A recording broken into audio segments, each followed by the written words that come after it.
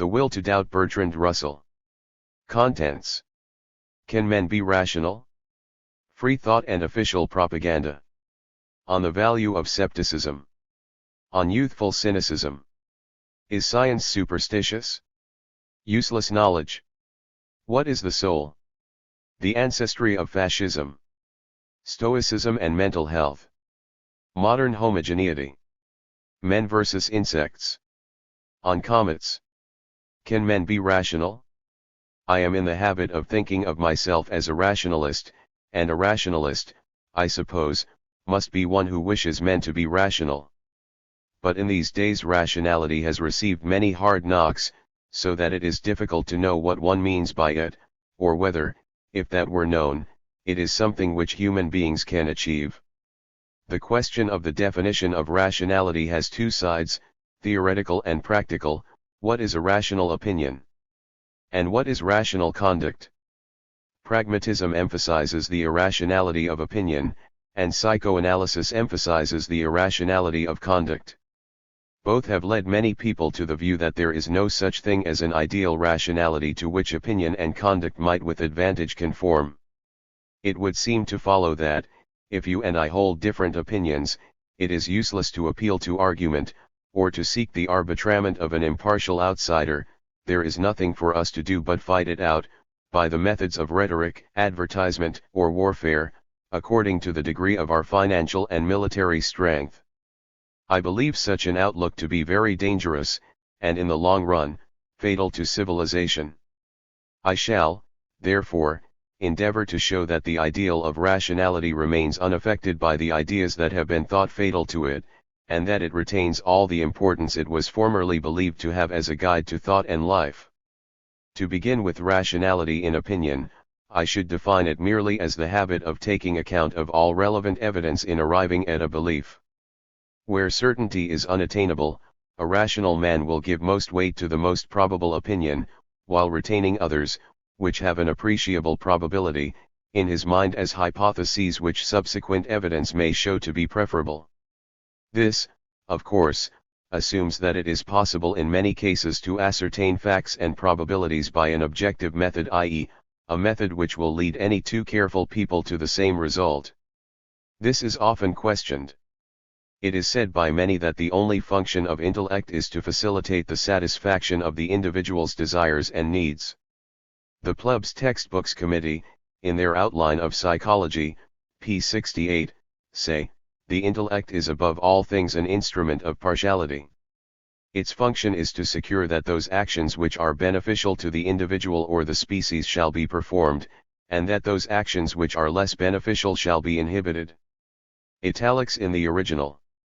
But the same authors, in the same book, p. 123, state, again in italics, the faith of the Marxian differs profoundly from religious faith. The latter is based only on desire and tradition, the former is grounded on the scientific analysis of objective reality. This seems inconsistent with what they say about the intellect, unless, indeed, they mean to suggest that it is not intellect which has led them to adopt the Marxian faith. In any case, since they admit that scientific analysis of objective reality is possible, they must admit that it is possible to have opinions which are rational in an objective sense. More erudite authors who advocate an irrationalist point of view, such as the pragmatist philosophers, are not to be caught out so easily. They maintain that there is no such thing as objective fact to which our opinions must conform if they are to be true. For them opinions are merely weapons in the struggle for existence, and those which help a man to survive are to be called true. This view was prevalent in Japan in the 6th century AD, when Buddhism first reached that country. The government, being in doubt as to the truth of the new religion, ordered one of the courtiers to adopt it experimentally. If he prospered more than the others, the religion was to be adopted universally. This is the method, with modifications to suit modern times, which the pragmatists advocate in regard to all religious controversies. In spite of the pragmatist's definition of truth, however, he has always, in ordinary life, a quite different standard for the less refined questions which arise in practical affairs. A pragmatist on a jury in a murder case will weigh the evidence exactly as any other man will, whereas if he adopted his professed criterion he ought to consider whom among the population it would be most profitable to hang. That man would be, by definition, guilty of the murder, since belief in his guilt would be more useful, and therefore more true, than belief in the guilt of anyone else. I am afraid such practical pragmatism does sometimes occur. I have heard of frame UPS in Russia which answered to this description. But in such cases all possible efforts after concealment are made, and if they fail there is a scandal. This effort after concealment shows that even policemen believe in objective truth in the case of a criminal trial. It is this kind of objective truth, a very mundane and pedestrian affair, that is sought in science. It is this kind also that is sought in religion so long as people hope to find it. It is only when people have given up the hope of proving that religion is true in a straightforward sense that they set to work to prove that it is true in some newfangled sense. It may be laid down broadly that irrationalism, i.e. disbelief in objective fact, arises almost always from the desire to assert something for which there is no evidence, or to deny something for which there is very good evidence. But the belief in objective fact always persists as regards particular practical questions, such as investments or engaging servants. And if fact can be made the test of the truth of our beliefs anywhere, it should be the test everywhere, leading to agnosticism wherever it cannot be applied. The above considerations are, of course, very inadequate to their theme. The question of the objectivity of fact has been rendered difficult by the obfuscations of philosophers, with which I have attempted to deal elsewhere in a more thoroughgoing fashion. For the present I shall assume that there are facts, that some facts can be known, and that in regard to certain others a degree of probability can be ascertained in relation to facts which can be known. Our beliefs are, however, often contrary to fact. Even when we only hold that something is probable on the evidence, it may be that we ought to hold it to be improbable on the same evidence. The theoretical part of rationality, then, will consist in basing our beliefs as regards matters of fact upon evidence rather than upon wishes, prejudices, or traditions. According to the subject matter, a rational man will be the same as one who is judicial or one who is scientific. There are some who think that psychoanalysis has shown the impossibility of being rational in our beliefs, by pointing out the strange and almost lunatic origin of many people's cherished convictions. I have a very high respect for psychoanalysis, and I believe that it can be enormously useful. But the popular mind has somewhat lost sight of the purpose which has mainly inspired Freud and his followers. Their method is primarily one of therapeutics, a way of curing hysteria and various kinds of insanity. During the war, psychoanalysis proved to be far the most potent treatment for war neuroses. Rivers's instinct and the unconscious, which is largely based upon experience of shell shock patients, gives a beautiful analysis of the morbid effects of fear when it cannot be straightforwardly indulged. These effects, of course, are largely non-intellectual. They include various kinds of paralysis, and all sorts of apparently physical ailments.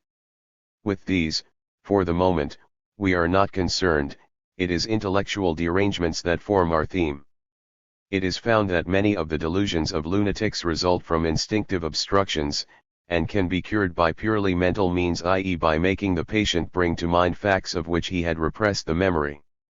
This kind of treatment, and the outlook which inspires it, presuppose an ideal of sanity, from which the patient has departed, and to which he is to be brought back by making him conscious of all the relevant facts, including those which he most wishes to forget.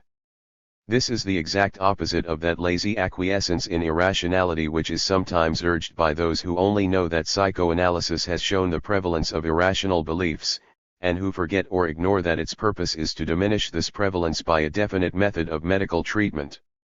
A closely similar method can cure the irrationalities of those who are not recognized lunatics, provided they will submit to treatment by a practitioner free from their delusions.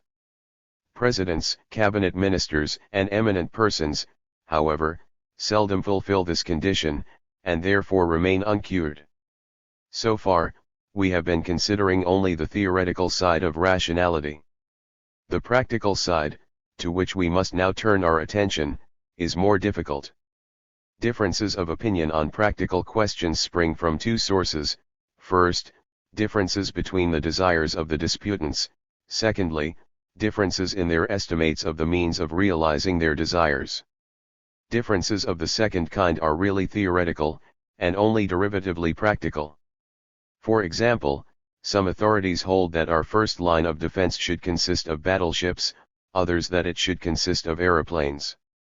Here there is no difference as regards the end proposed, namely, national defense, but only as to the means.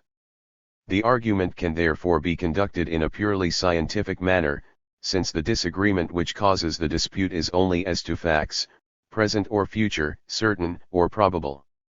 To all such cases the kind of rationality which I called theoretical applies, in spite of the fact that a practical issue is involved. There is, however, in many cases which appear to come under this head, a complication which is very important in practice. A man who desires to act in a certain way will persuade himself that by so acting he will achieve some end which he considers good, even when, if he had no such desire, he would see no reason for such a belief. And he will judge quite differently as to matters of fact and as to probabilities from the way in which a man with contrary desires will judge. Gamblers, as everyone knows, are full of irrational beliefs as to systems which must lead them to win in the long run. People who take an interest in politics persuade themselves that the leaders of their party would never be guilty of the knavish tricks practiced by opposing politicians.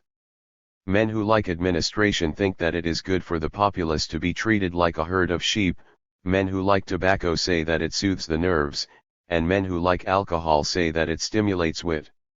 The bias produced by such causes falsifies men's judgments as to facts in a way which is very hard to avoid. Even a learned scientific article about the effects of alcohol on the nervous system will generally betray by internal evidence whether the author is or not a teetotaler. In either case he has a tendency to see the facts in the way that would justify his own practice. In politics and religion such considerations become very important. Most men think that in framing their political opinions they are actuated by desire for the public good, but 9 times out of 10 a man's politics can be predicted from the way in which he makes his living. This has led some people to maintain, and many more to believe practically, that in such matters it is impossible to be objective, and that no method is possible except a tug of war between classes with opposite bias. It is just in such matters, however, that psychoanalysis is particularly useful, since it enables men to become aware of a bias which has hitherto been unconscious. It gives a technique for seeing ourselves as others see us, and a reason for supposing that this view of ourselves is less unjust than we are inclined to think. Combined with a training in the scientific outlook, this method could, if it were widely taught, enable people to be infinitely more rational than they are at present as regards all their beliefs about matters of fact, and about the probable effect of any proposed action. And if men did not disagree about such matters, the disagreements which might survive would almost certainly be found capable of amicable adjustment. There remains, however, a residuum which cannot be treated by purely intellectual methods. The desires of one man do not by any means harmonize completely with those of another. 2 competitors on the stock exchange might be in complete agreement as to what would be the effect of this or that action, but this would not produce practical harmony, since each wishes to grow rich at the expense of the other. Yet even here rationality is capable of preventing most of the harm that might otherwise occur. We call a man irrational when he acts in a passion, when he cuts off his nose to spite his face. He is irrational because he forgets that, by indulging the desire which he happens to feel most strongly at the moment, he will thwart other desires which in the long run are more important to him. If men were rational, they would take a more correct view of their own interest than they do at present, and if all men acted from enlightened self-interest the world would be a paradise in comparison with what it is.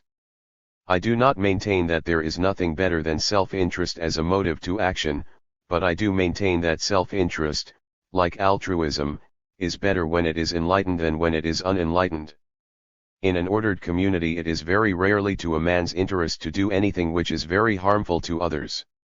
The less rational a man is, the oftener he will fail to perceive how what injures others also injures him, because hatred or envy will blind him.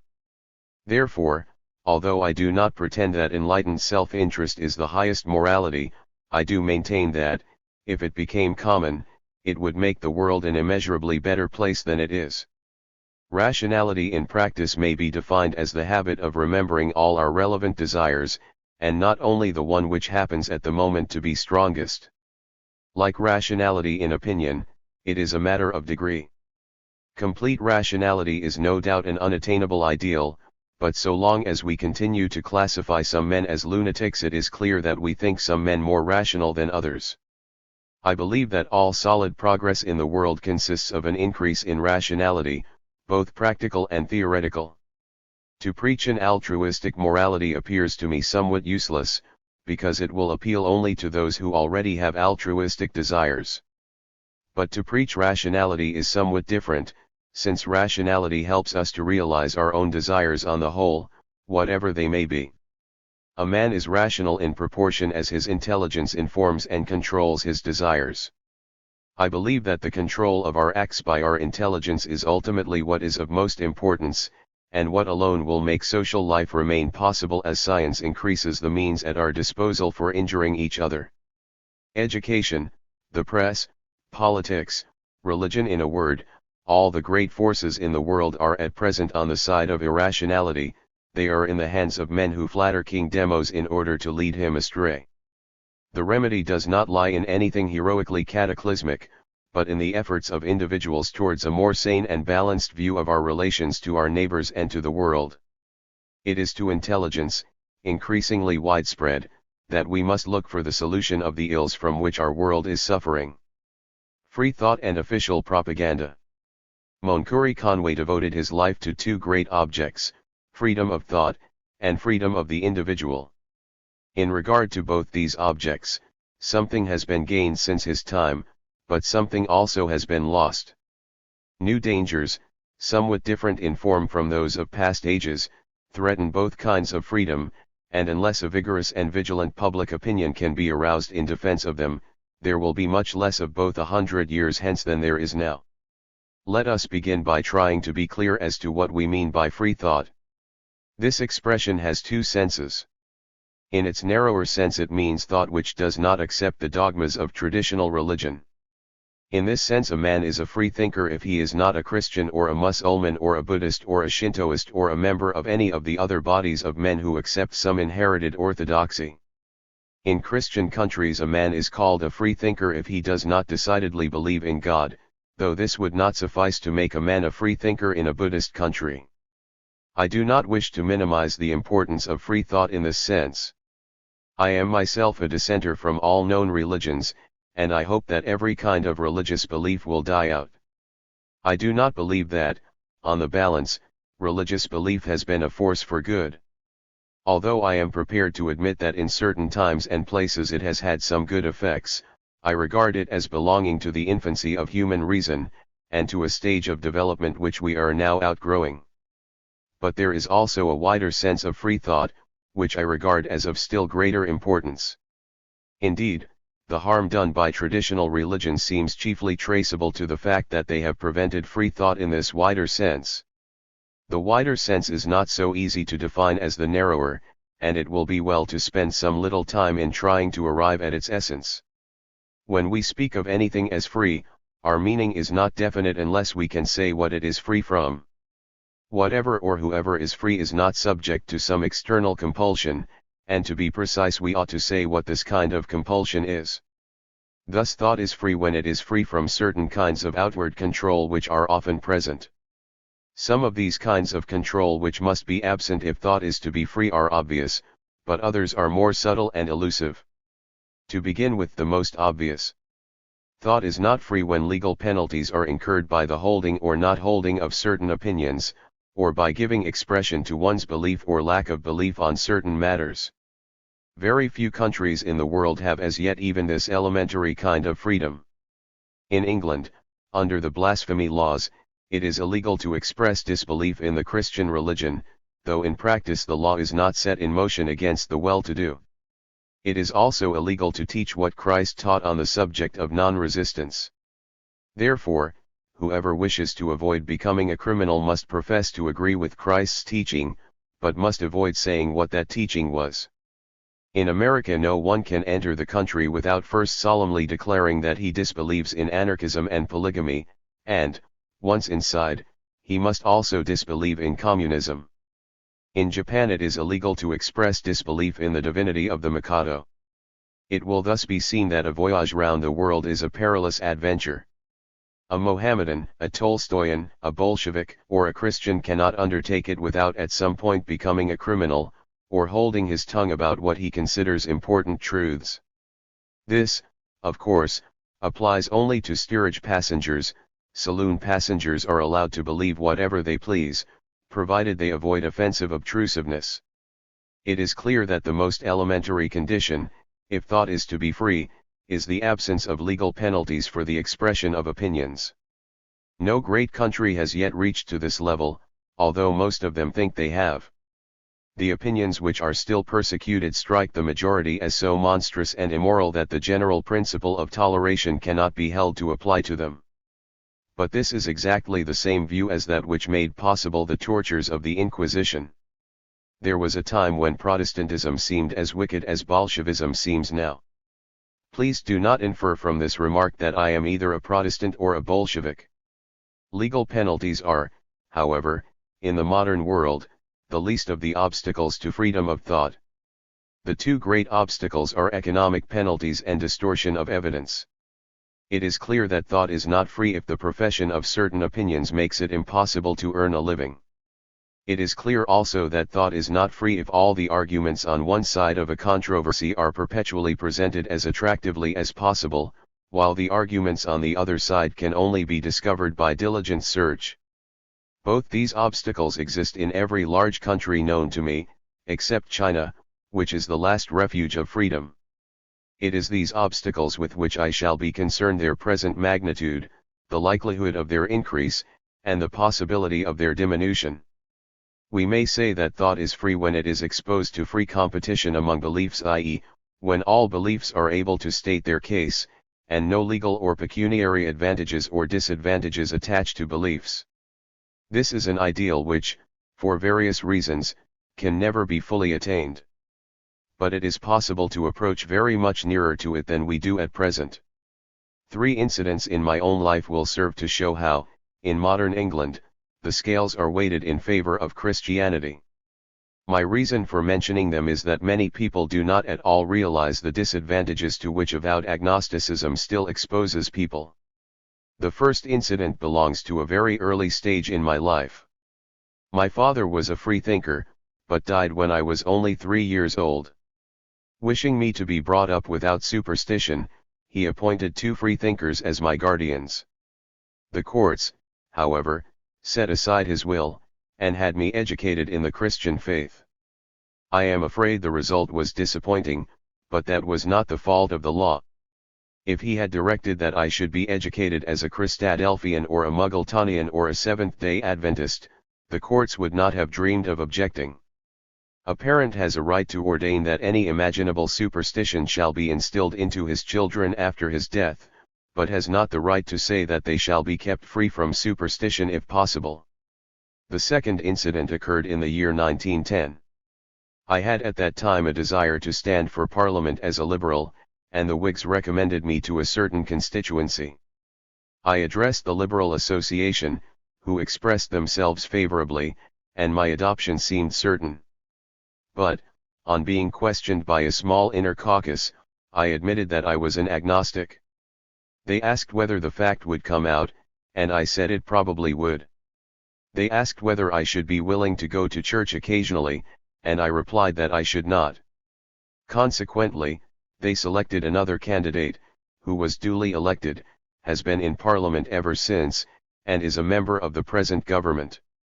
The third incident occurred immediately afterwards. I was invited by Trinity College, Cambridge, to become a lecturer, but not a fellow. The difference is not pecuniary, it is that a fellow has a vote in the government of the college, and cannot be dispossessed during the term of his fellowship except for grave immorality. The chief reason for not offering me a fellowship was that the clerical party did not wish to add to the anti-clerical vote. The result was that they were able to dismiss me in 1916, when they disliked my views on the war. If I had been dependent on my lectureship, I should have starved. These three incidents illustrate different kinds of disadvantages attaching to avowed freethinking even in modern England. Any other avowed freethinker could supply similar incidents from his personal experience, often of a far more serious character. The net result is that people who are not well-to-do dare not be frank about their religious beliefs. It is not, of course, only or even chiefly in regard to religion that there is lack of freedom. Belief in communism or free love handicaps a man much more than agnosticism. Not only is it a disadvantage to hold those views, but it is very much more difficult to obtain publicity for the arguments in their favor. On the other hand, in Russia the advantages and disadvantages are exactly reversed. Comfort and power are achieved by professing atheism, communism, and free love, and no opportunity exists for propaganda against these opinions. The result is that in Russia one set of fanatics feels absolute certainty about one set of doubtful propositions, while in the rest of the world another set of fanatics feels equal certainty about a diametrically opposite set of equally doubtful propositions. From such a situation war, bitterness, and persecution inevitably result on both sides. William James used to preach the will to believe. For my part, I should wish to preach the will to doubt. None of our beliefs are quite true, all have at least a penumbra of vagueness and error. The methods of increasing the degree of truth in our beliefs are well known. They consist in hearing all sides, trying to ascertain all the relevant facts, controlling our own bias by discussion with people who have the opposite bias, and cultivating a readiness to discard any hypothesis which has proved inadequate. These methods are practiced in science, and have built up the body of scientific knowledge. Every man of science whose outlook is truly scientific is ready to admit that what passes for scientific knowledge at the moment is sure to require correction with the progress of discovery. Nevertheless, it is near enough to the truth to serve for most practical purposes, though not for all. In science, where alone something approximating to genuine knowledge is to be found, men's attitude is tentative and full of doubt. In religion and politics, on the contrary, though there is as yet nothing approaching scientific knowledge, everybody considers it de rigueur to have a dogmatic opinion, to be backed up by inflicting starvation, prison, and war, and to be carefully guarded from argumentative competition with any different opinion. If only men could be brought into a tentatively agnostic frame of mind about these matters, 9/10 of the evils of the modern world would be cured. War would become impossible, because each side would realize that both sides must be in the wrong. Persecution would cease. Education would aim at expanding the mind, not at narrowing it. Men would be chosen for jobs on account of fitness to do the work, not because they flattered the irrational dogmas of those in power. Thus rational doubt alone, if it could be generated, would suffice to introduce the millennium. We have had in recent years a brilliant example of the scientific temper of mind in the theory of relativity and its reception by the world. Einstein, a German-Swiss Jew pacifist, was appointed to a research professorship by the German government in the early days of the 1914-18 war. His predictions were verified by an English expedition which observed the eclipse of 1919, very soon after the armistice. This theory upsets the whole theoretical framework of traditional physics. It is almost as damaging to orthodox dynamics as Darwin was to Genesis.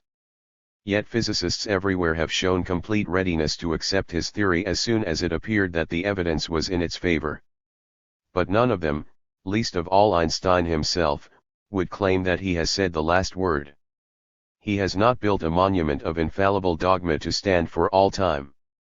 There are difficulties he cannot solve. His doctrines will have to be modified in their turn as they have modified Newton's. This critical undogmatic receptiveness is the true attitude of science. What would have happened if Einstein had advanced something equally new in the sphere of religion or politics? English people would have found elements of Prussianism in his theory, anti-Semites would have regarded it as a Zionist plot, nationalists in all countries would have found it tainted with lily-livered pacifism, and proclaimed it a mere dodge for escaping military service. All the old-fashioned professors would have approached Scotland Yard to get the importation of his writings prohibited. Teachers favorable to him would have been dismissed. He, meantime, would have captured the government of some backward country, where it would have become illegal to teach anything except his doctrine, which would have grown into a mysterious dogma not understood by anybody. Ultimately, the truth or falsehood of his doctrine would be decided on the battlefield, without the collection of any fresh evidence for or against it. This method is the logical outcome of William James's will to believe. What is wanted is not the will to believe, but the wish to find out, which is its exact opposite. If it is admitted that a condition of rational doubt would be desirable, it becomes important to inquire how it comes about that there is so much irrational certainty in the world. A great deal of this is due to the inherent irrationality and credulity of average human nature. But this seed of intellectual original sin is nourished and fostered by other agencies, among which three play the chief part, namely, education, propaganda, and economic pressure. Let us consider these in turn. 1. Education. Elementary education, in all advanced countries, is in the hands of the state. Some of the things taught are known to be false by the officials who prescribe them, and many others are known to be false, or at any rate very doubtful, by every unprejudiced person. Take, for example, the teaching of history. Each nation aims only at self-glorification in the school textbooks of history. When a man writes his autobiography, he is expected to show a certain modesty, but when a nation writes its autobiography, there is no limit to its boasting and vainglory. When I was young, school books taught that the French were wicked and the Germans virtuous. Now they teach the opposite. In neither case is there the slightest regard for truth.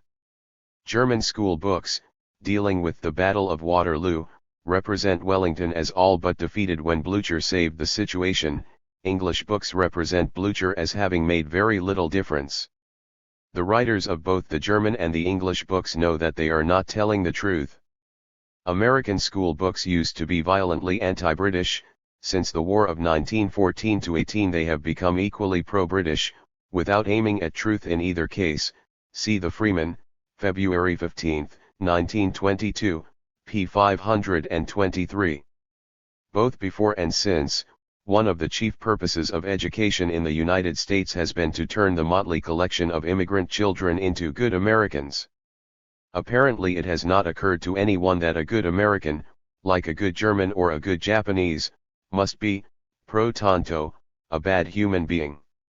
A good American is a man or woman imbued with the belief that America is the finest country on earth, and ought always to be enthusiastically supported in any quarrel. It is just possible that these propositions are true. If so, a rational man will have no quarrel with them. But if they are true, they ought to be taught everywhere, not only in America. It is a suspicious circumstance that such propositions are never believed outside the particular country which they glorify. Meanwhile, the whole machinery of the state, in all the different countries, is turned on to making defenseless children believe absurd propositions, the effect of which is to make them willing to die in defense of sinister interests under the impression that they are fighting for truth and right. This is only one of countless ways in which education is designed, not to give true knowledge, but to make the people pliable to the will of their masters. Without an elaborate system of deceit in the elementary schools, it would be impossible to preserve the camouflage of democracy. Before leaving the subject of education, I will take another example from America, not because America is any worse than other countries, but because it is the most modern, showing the dangers that are growing rather than those that are diminishing. In the state of New York, a school cannot be established without a license from the state, even if it is to be supported wholly by private funds. A recent law decrees that a license shall not be granted to any school where it shall appear that the instruction proposed to be given includes the teaching of the doctrine that organized governments shall be overthrown by force, violence, or unlawful means. As the New Republic points out, there is no limitation to this or that organized government. The law therefore would have made it illegal, during the last war, to teach the doctrine that the Kaiser's government should be overthrown by force, and, since then, the support of Kolchak or Denikin against the Soviet government would have been illegal. Such consequences, of course, were not intended, and result only from bad draftsmanship. What was intended appears from another law passed at the same time, applying to teachers in state schools. This law provides that certificates permitting persons to teach in such schools shall be issued only to those who have shown satisfactorily that they are loyal and obedient to the government of the state and of the United States, and shall be refused to those who have advocated, no matter where or when, a form of government other than the government of the state or of the United States. The committee which framed these laws, as quoted by the New Republic, laid it down that the teacher who does not approve of the present social system, must surrender his office, and that no person who is not eager to combat the theories of social change should be entrusted with the task of fitting the young and old for the responsibilities of citizenship. Thus, according to the law of the state of New York, Christ and George Washington were too degraded morally to be fit for the education of the young. If Christ were to go to New York and say, "Suffer the little children to come unto me," the president of the New York School Board would reply, "Sir, I see no evidence that you are eager to combat theories of social change. Indeed, I have heard it said that you advocate what you call the kingdom of heaven, whereas this country, thank God, is a republic. It is clear that the government of your kingdom of heaven would differ materially from that of New York State, therefore no children will be allowed access to you." If he failed to make this reply, he would not be doing his duty as a functionary entrusted with the administration of the law. The effect of such laws is very serious. Let it be granted, for the sake of argument, that the government and the social system in the state of New York are the best that have ever existed on this planet, yet even then both would presumably be capable of improvement. Any person who admits this obvious proposition is by law incapable of teaching in a state school. Thus the law decrees that the teachers shall all be either hypocrites or fools. The growing danger exemplified by the New York law is that resulting from the monopoly of power in the hands of a single organization, whether the state or a trust or federation of trusts. In the case of education, the power is in the hands of the state, which can prevent the young from hearing of any doctrine which it dislikes.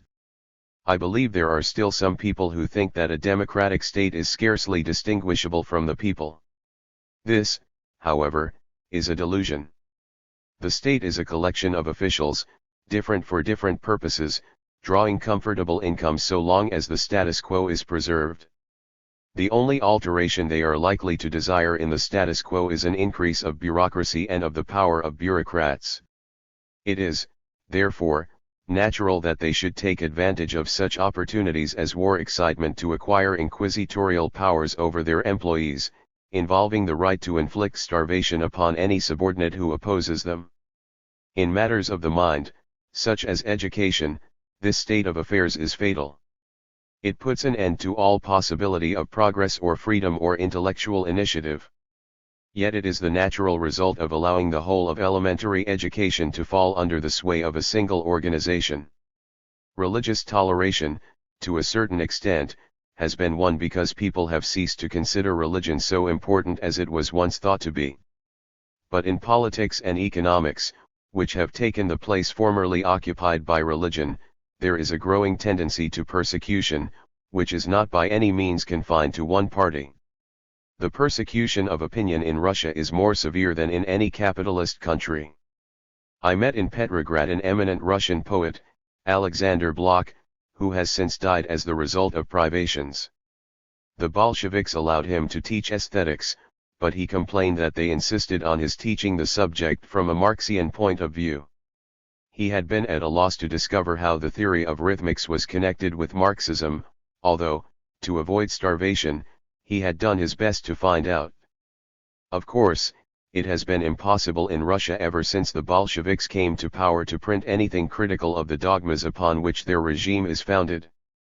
The example of Russia illustrates the conclusion to which we seem to be driven, namely, that so long as men continue to have the present fanatical belief in the importance of politics, free thought on political matters will be impossible, and there is only too much danger that the lack of freedom will spread to all other matters, as it has done in Russia. Only some degree of political skepticism can save us from this misfortune.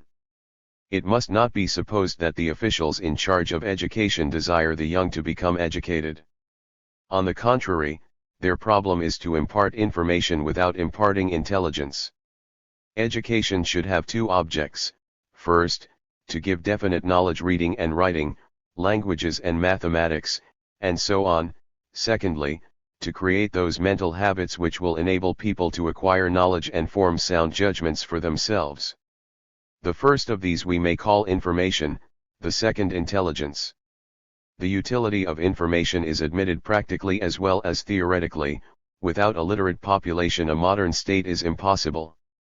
But the utility of intelligence is admitted only theoretically, not practically.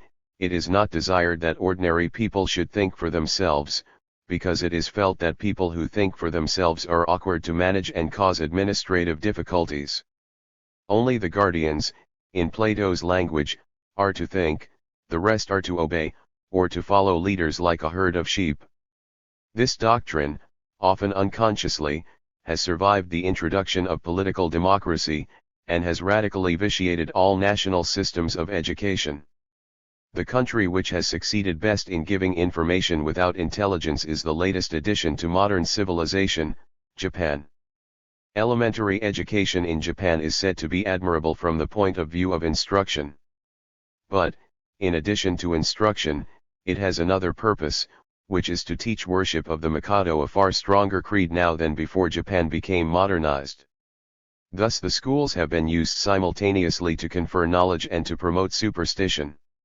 Since we are not tempted to Mikado worship, we see clearly what is absurd in Japanese teaching. Our own national superstitions strike us as natural and sensible, so that we do not take such a true view of them as we do of the superstitions of Nippon. But if a traveled Japanese were to maintain the thesis that our schools teach superstitions just as inimical to intelligence as belief in the divinity of the Mikado, I suspect that he would be able to make out a very good case. For the present I am not in search of remedies, but am only concerned with diagnosis. We are faced with the paradoxical fact that education has become one of the chief obstacles to intelligence and freedom of thought. This is due primarily to the fact that the state claims a monopoly, but that is by no means the sole cause. 2. Propaganda. Our system of education turns young people out of the schools able to read, but for the most part unable to weigh evidence or to form an independent opinion.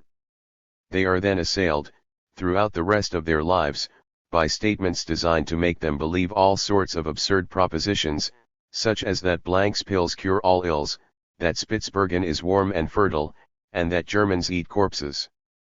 The art of propaganda, as practiced by modern politicians and governments, is derived from the art of advertisement. The science of psychology owes a great deal to advertisers. In former days most psychologists would probably have thought that a man could not convince many people of the excellence of his own wares by merely stating emphatically that they were excellent. Experience shows, however, that they were mistaken in this. If I were to stand up once in a public place and state that I am the most modest man alive, I should be laughed at, but if I could raise enough money to make the same statement on all the buses and on hoardings along all the principal railway lines, people would presently become convinced that I had an abnormal shrinking from publicity. If I were to go to a small shopkeeper and say, "Look at your competitor over the way, he is getting your business, don't you think it would be a good plan to leave your business and stand up in the middle of the road and try to shoot him before he shoots you?" If I were to say this, any small shopkeeper would think me mad. But when the government says it with emphasis and a brass band, the small shopkeepers become enthusiastic, and quite surprised when they find afterwards that business has suffered. Propaganda, conducted by the means which advertisers have found successful, is now one of the recognized methods of government in all advanced countries, and is especially the method by which democratic opinion is created. There are two different evils about propaganda as now practiced. On the one hand, its appeal is generally to irrational causes of belief rather than to serious argument. On the other hand, it gives an unfair advantage to those who can obtain most publicity, whether through wealth or through power. For my part, I am inclined to think that too much fuss is sometimes made about the fact that propaganda appeals to emotion rather than reason. The line between emotion and reason is not so sharp as some people think. Moreover, a clever man could frame a sufficiently rational argument in favor of any position which has any chance of being adopted. There are always good arguments on both sides of any real issue. Definite misstatements of fact can be legitimately objected to, but they are by no means necessary. The mere words "Pears soap," which affirm nothing, cause people to buy that article. If, wherever these words appear, they were replaced by the words "the Labour Party," millions of people would be led to vote for the Labour Party, although the advertisements had claimed no merit for it whatever. But if both sides in a controversy were confined by law to statements which a committee of eminent logicians considered relevant and valid, the main evil of propaganda, as at present conducted, would remain. Suppose, under such a law, two parties with an equally good case, one of whom had £1,000,000 to spend on propaganda, while the other had only 100,000.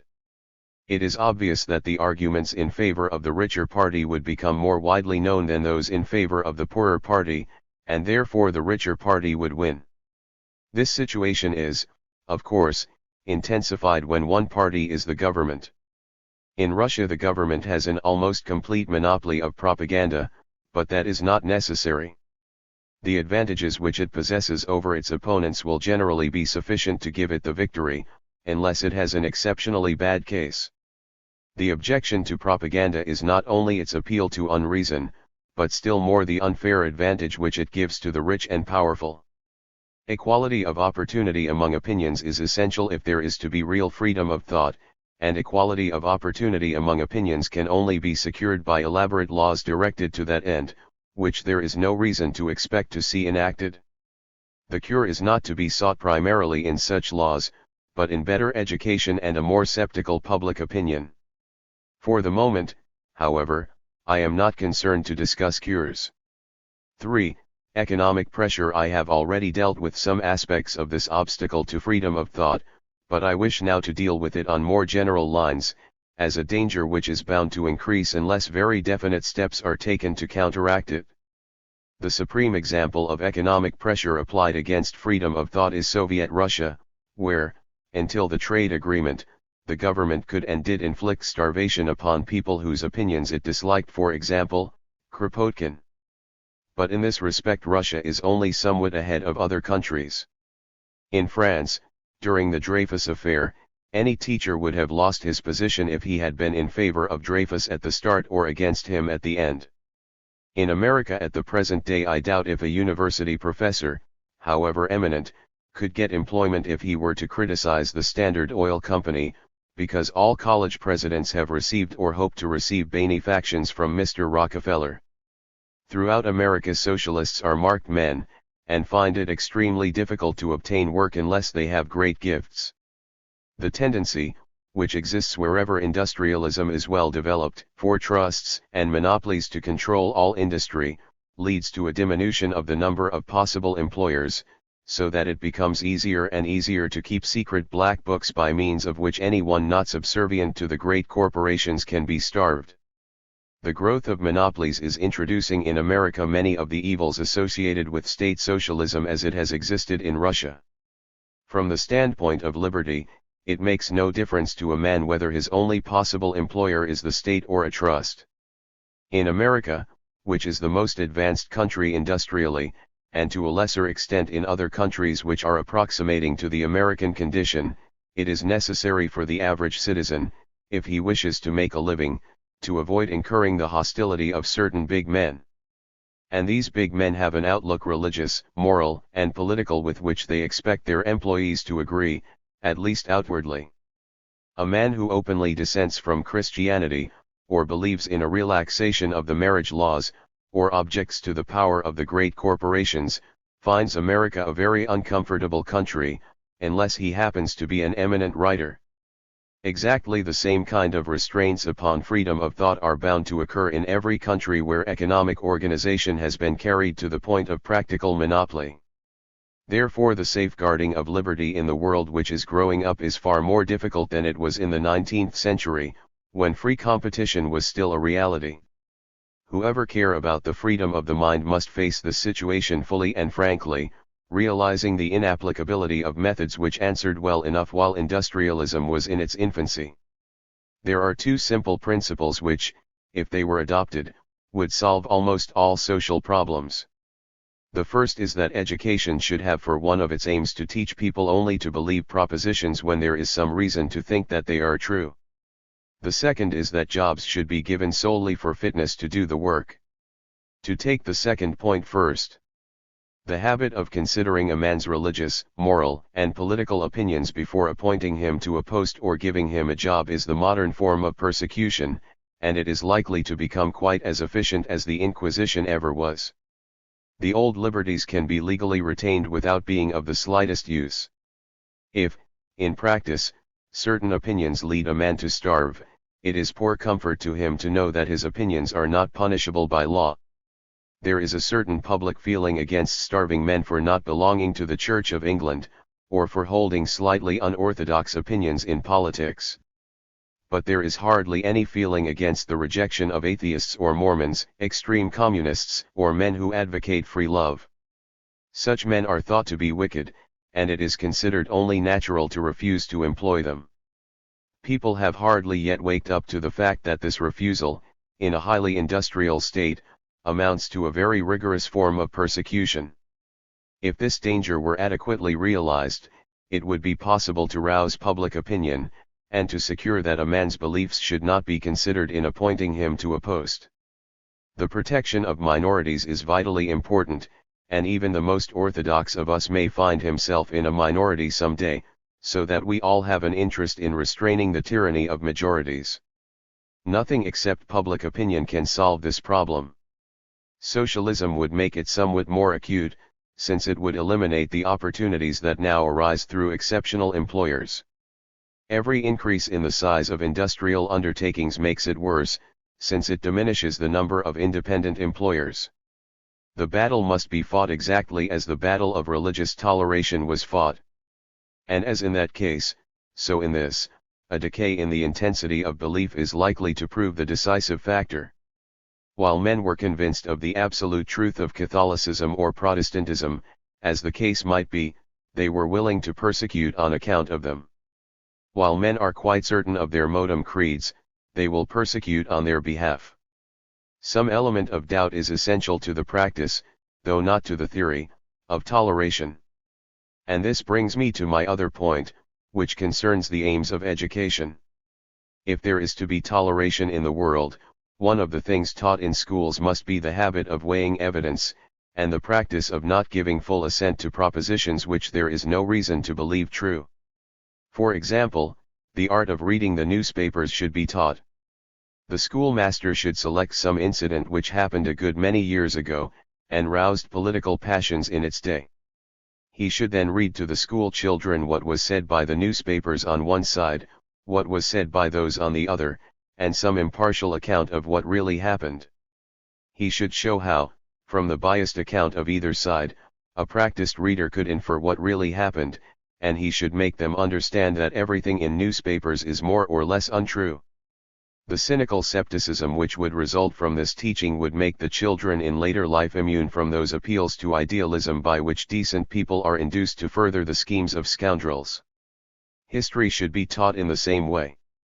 Napoleon's campaigns of 1813 and 1814, for instance, might be studied in the Moniteur, leading up to the surprise which Parisians felt when they saw the Allies arriving under the walls of Paris after they had, according to the official bulletins, been beaten by Napoleon in every battle. In the more advanced classes, students should be encouraged to count the number of times that Lenin has been assassinated by Trotsky, in order to learn contempt for death. Finally, they should be given a school history approved by the government, and asked to infer what a French school history would say about our wars with France. All this would be a far better training in citizenship than the trite moral maxims by which some people believe that civic duty can be inculcated. It must, I think, be admitted that the evils of the world are due to moral defects quite as much as to lack of intelligence. but the human race has not hitherto discovered any method of eradicating moral defects. Preaching and exhortation only add hypocrisy to the previous list of vices. Intelligence, on the contrary, is easily improved by methods known to every competent educator. Therefore, until some method of teaching virtue has been discovered, progress will have to be sought by improvement of intelligence rather than of morals.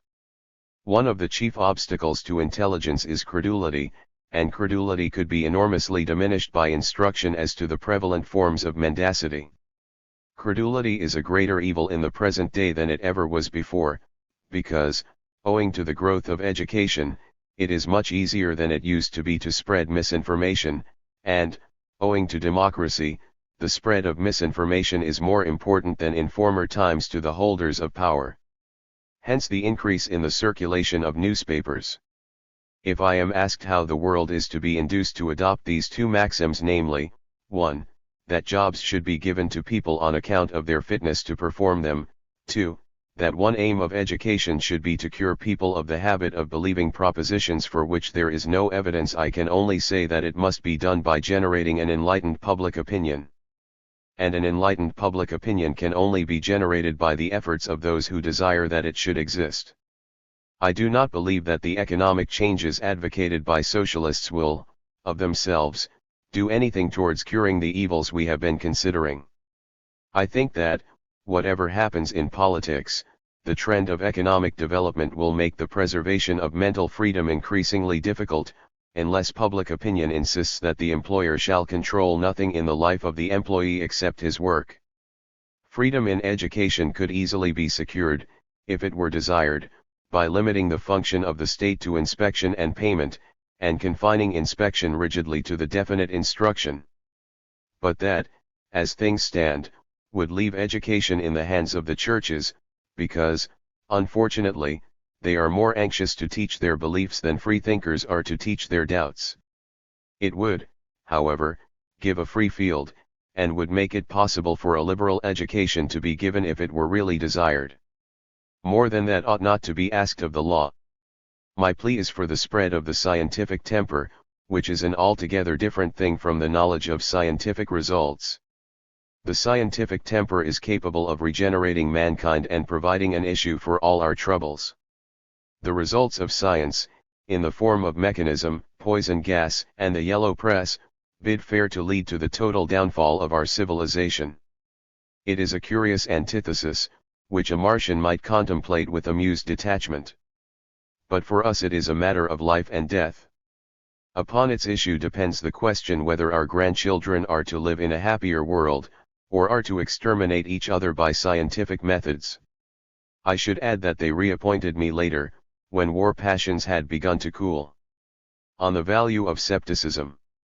I wish to propose a doctrine which may, I fear, appear wildly paradoxical and subversive.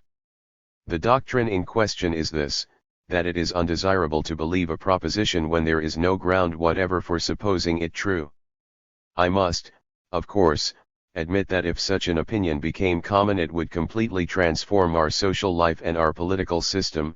Since both are at present faultless, this must weigh against it.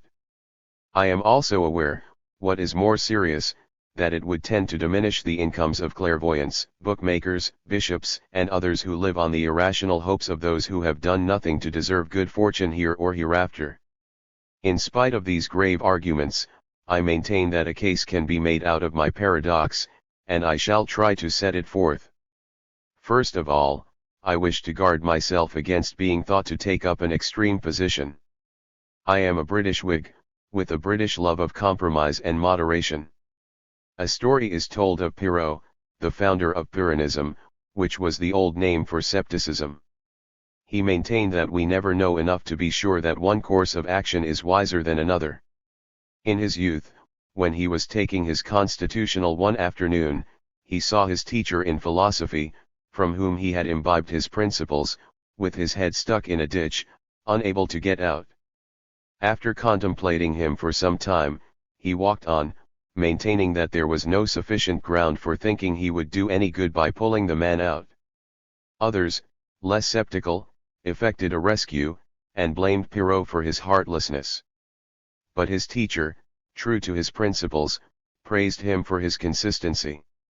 Now I do not advocate such heroic skepticism as that. I am prepared to admit the ordinary beliefs of common sense, in practice if not in theory. I am prepared to admit any well-established result of science, not as certainly true, but as sufficiently probable to afford a basis for rational action. If it is announced that there is to be an eclipse of the moon on such and such a date, I think it worthwhile to look and see whether it is taking place. Perrault would have thought otherwise. On this ground, I feel justified in claiming that I advocate a middle position. There are matters about which those who have investigated them are agreed. The dates of eclipses may serve as an illustration. There are other matters about which experts are not agreed. Even when the experts all agree, they may well be mistaken. Einstein's view as to the magnitude of the deflection of light by gravitation would have been rejected by all experts not many years ago, yet it proved to be right. Nevertheless, the opinion of experts, when it is unanimous, must be accepted by non-experts as more likely to be right than the opposite opinion. The skepticism that I advocate amounts only to this: 1. That when the experts are agreed, the opposite opinion cannot be held to be certain; 2. That when they are agreed, no opinion can be regarded as certain by a non-expert; and 3. That when they all hold that no sufficient grounds for a positive opinion exist, the ordinary man would do well to suspend his judgment. These propositions may seem mild, yet, if accepted, they would absolutely revolutionize human life. The opinions for which people are willing to fight and persecute all belong to one of the three classes which the skepticism condemns. When there are rational grounds for an opinion, people are content to set them forth and wait for them to operate. In such cases, people do not hold their opinions with passion, they hold them calmly, and set forth their reasons quietly. The opinions that are held with passion are always those for which no good ground exists. Indeed, the passion is the measure of the holder's lack of rational conviction. Opinions in politics and religion are almost always held passionately. Except in China, a man is thought a poor creature unless he has strong opinions on such matters. People hate skeptics far more than they hate the passionate advocates of opinions hostile to their own. It is thought that the claims of practical life demand opinions on such questions, and that, if we became more rational, social existence would be impossible. I believe the opposite of this, and will try to make it clear why I have this belief. Take the question of unemployment in the years after 1920. One party held that it was due to the wickedness of trade unions, another that it was due to the confusion on the continent. A third party, while admitting that these causes played a part, attributed most of the trouble to the policy of the Bank of England in trying to increase the value of the pound sterling. This third party, I am given to understand, contained most of the experts, but no one else. Politicians do not find any attractions in a view which does not lend itself to party declamation, and ordinary mortals prefer views which attribute misfortune to the machinations of their enemies. Consequently, people fight for and against quite irrelevant measures, while the few who have a rational opinion are not listened to because they do not minister to anyone's passions. To produce converts, it would have been necessary to persuade people that the Bank of England is wicked. To convert Labour, it would have been necessary to show that directors of the Bank of England are hostile to trade unionism.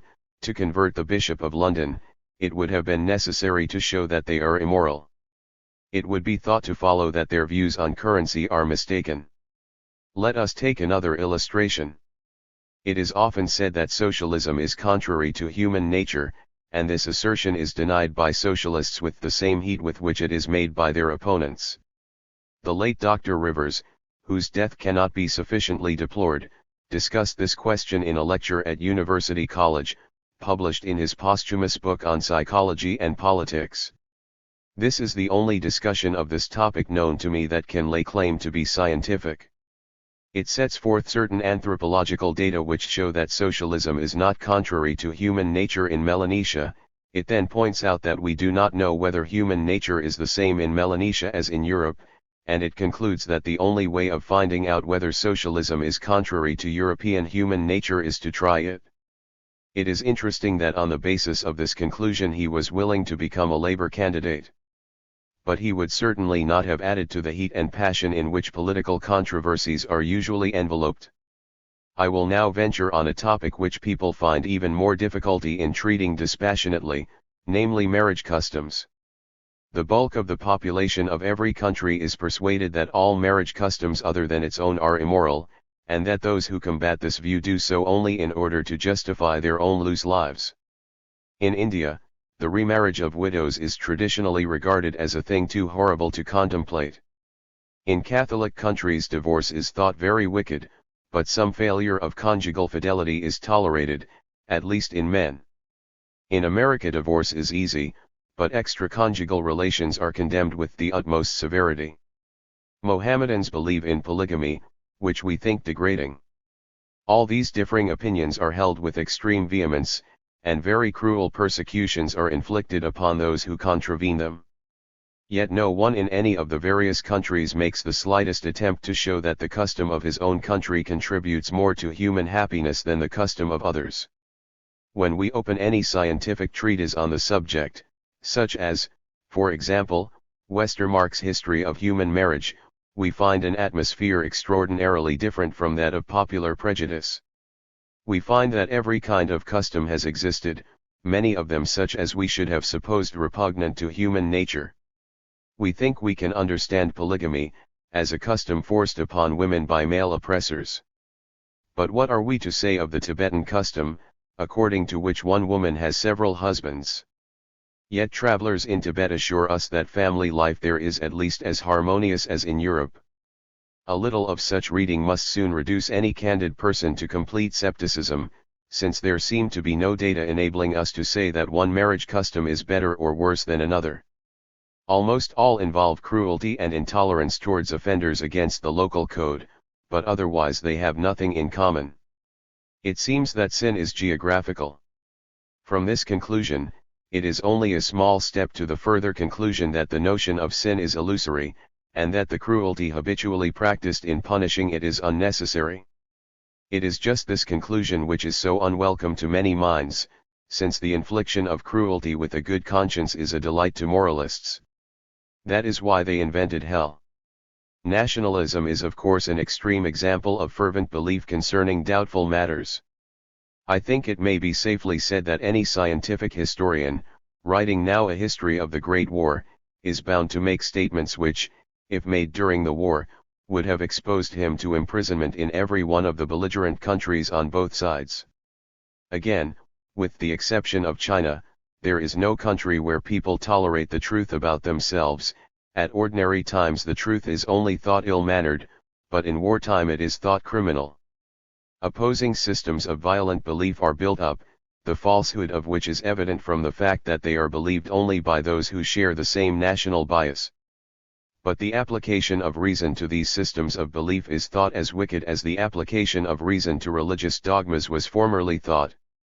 When people are challenged as to why skepticism in such matters should be wicked, the only answer is that myths help to win wars, so that a rational nation would be killed rather than kill. The view that there is something shameful in saving one's skin by wholesale slander of foreigners is one which, so far as I know, has hitherto found no supporters among professional moralists outside the ranks of Quakers. If it is suggested that a rational nation would find ways of keeping out of wars altogether, the answer is usually more abuse. What would be the effect of a spread of rational skepticism? Human events spring from passions, which generate systems of attendant myths. Psychoanalysts have studied the individual manifestations of this process in lunatics, certified and uncertified. A man who has suffered some humiliation invents a theory that he is King of England, and develops all kinds of ingenious explanations of the fact that he is not treated with that respect which his exalted position demands. In this case, his delusion is one with which his neighbors do not sympathize, so they lock him up. But if, instead of asserting only his own greatness, he asserts the greatness of his nation or his class or his creed, he wins hosts of adherents, and becomes a political or religious leader, even if, to the impartial outsider, his views seem just as absurd as those found in asylums. In this way a collective insanity grows up, which follows laws very similar to those of individual insanity. Everyone knows that it is dangerous to dispute with a lunatic who thinks he is King of England, but as he is isolated, he can be overpowered. When a whole nation shares a delusion, its anger is of the same kind as that of an individual lunatic if its pretensions are disputed, but nothing short of war can compel it to submit to reason. The part played by intellectual factors in human behavior is a matter as to which there is much disagreement among psychologists. There are two quite distinct questions: 1. How far are beliefs operative as causes of actions? 2. How far are beliefs derived from logically adequate evidence, or capable of being so derived? On both questions, psychologists are agreed in giving a much smaller place to the intellectual factors than the plain man would give, but within this general agreement there is room for considerable differences of degree. Let us take the two questions in succession. 1. How far are beliefs operative as causes of action? Let us not discuss the question theoretically, but let us take an ordinary day of an ordinary man's life. He begins by getting up in the morning, probably from force of habit, without the intervention of any belief. He eats his breakfast, catches his train, reads his newspaper, and goes to his office, all from force of habit. There was a time in the past when he formed these habits, and in the choice of the office, at least, belief played a part. He probably believed, at the time, that the job offered him there was as good as he was likely to get. In most men, belief plays a part in the original choice of a career, and therefore, derivatively, in all that is entailed by this choice. At the office, if he is an underling, he may continue to act merely from habit, without active volition, and without the explicit intervention of belief. It might be thought that, if he adds up the columns of figures, he believes the arithmetical rules which he employs. But that would be an error. These rules are mere habits of his body, like those of a tennis player. They were acquired in youth, not from an intellectual belief that they corresponded to the truth, but to please the schoolmaster, just as a dog learns to sit on its hind legs and beg for food. I do not say that all education is of this sort, but certainly most learning of the 3 R's is. If, however, our friend is a partner or director, he may be called upon during his day to make difficult decisions of policy. In these decisions it is probable that belief will play a part. He believes that some things will go up and others will go down, that so and so is a sound man, and such on the verge of bankruptcy. On these beliefs he acts. It is just because he is called upon to act on beliefs rather than mere habits that he is considered such a much greater man than a mere clerk, and is able to get so much more money provided his beliefs are true. In his home life there will be much the same proportion of occasions when belief is a cause of action. At ordinary times, his behavior to his wife and children will be governed by habit, or by instinct modified by habit. On great occasions when he proposes marriage, when he decides what school to send his son to, or when he finds reason to suspect his wife of unfaithfulness, he cannot be guided wholly by habit. In proposing marriage, he may be guided more by instinct, or he may be influenced by the belief that the lady is rich. If he is guided by instinct, he no doubt believes that the lady possesses every virtue, and this may seem to him to be a cause of his action, but in fact it is merely another effect of the instinct which alone suffices to account for his action. In choosing a school for his son, he probably proceeds in much the same way as in making difficult business decisions. Here belief usually plays an important part. If evidence comes into his possession showing that his wife has been unfaithful, his behavior is likely to be purely instinctive, but the instinct is set in operation by a belief, which is the first cause of everything that follows. Thus, although beliefs are not directly responsible for more than a small part of our actions, the actions for which they are responsible are among the most important, and largely determine the general structure of our lives. In particular, our religious and political actions are associated with beliefs. 2. I come now to our second question, which is itself twofold. A. How far are beliefs in fact based upon evidence? B. How far is it possible or desirable that they should be? A. The extent to which beliefs are based upon evidence is very much less than believers suppose. Take the kind of action which is most nearly rational, the investment of money by a rich city man. You will often find that his view, say, on the question whether the French franc will go up or down depends upon his political sympathies, and yet is so strongly held that he is prepared to risk money on it. In bankruptcies it often appears that some sentimental factor was the original cause of ruin. Political opinions are hardly ever based upon evidence, except in the case of civil servants, who are forbidden to give utterance to them. There are of course exceptions. In the tariff reform controversy which began several years ago, most manufacturers supported the side that would increase their own incomes, showing that their opinions were really based on evidence, however little their utterances would have led one to suppose so. We have here a complication. Freudians have accustomed us to rationalizing, i.e. the process of inventing what seem to ourselves rational grounds for a decision or opinion that is in fact quite irrational. But there is, especially in English-speaking countries, a converse process which may be called irrationalizing. A shrewd man will sum up, more or less subconsciously, the pros and cons of a question from a selfish point of view. Unselfish considerations seldom weigh subconsciously except where one's children are concerned. Having come to a sound egoistic decision by the help of the unconscious, a man proceeds to invent, or adopt from others, a set of high-sounding phrases showing how he is pursuing the public good at immense personal sacrifice. Anybody who believes that these phrases give his real reasons must suppose him quite incapable of judging evidence, since the supposed public good is not going to result from his action. In this case a man appears less rational than he is. What is still more curious, the irrational part of him is conscious and the rational part unconscious. It is this trait in our characters that has made the English and Americans so successful.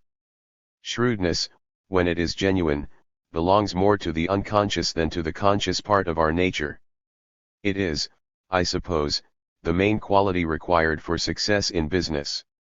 From a moral point of view, it is a humble quality, since it is always selfish, yet it suffices to keep men from the worst crimes. If the Germans had had it, they would not have adopted the unlimited submarine campaign. If the French had had it, they would not have behaved as they did in the Ruhr. If Napoleon had had it, he would not have gone to war again after the Treaty of Amiens. It may be laid down as a general rule to which there are few exceptions that, when people are mistaken as to what is to their own interest, the course that they believe to be wise is more harmful to others than the course that really is wise. Therefore anything that makes people better judges of their own interest does good. There are innumerable examples of men making fortunes because, on moral grounds, they did something which they believed to be contrary to their own interests.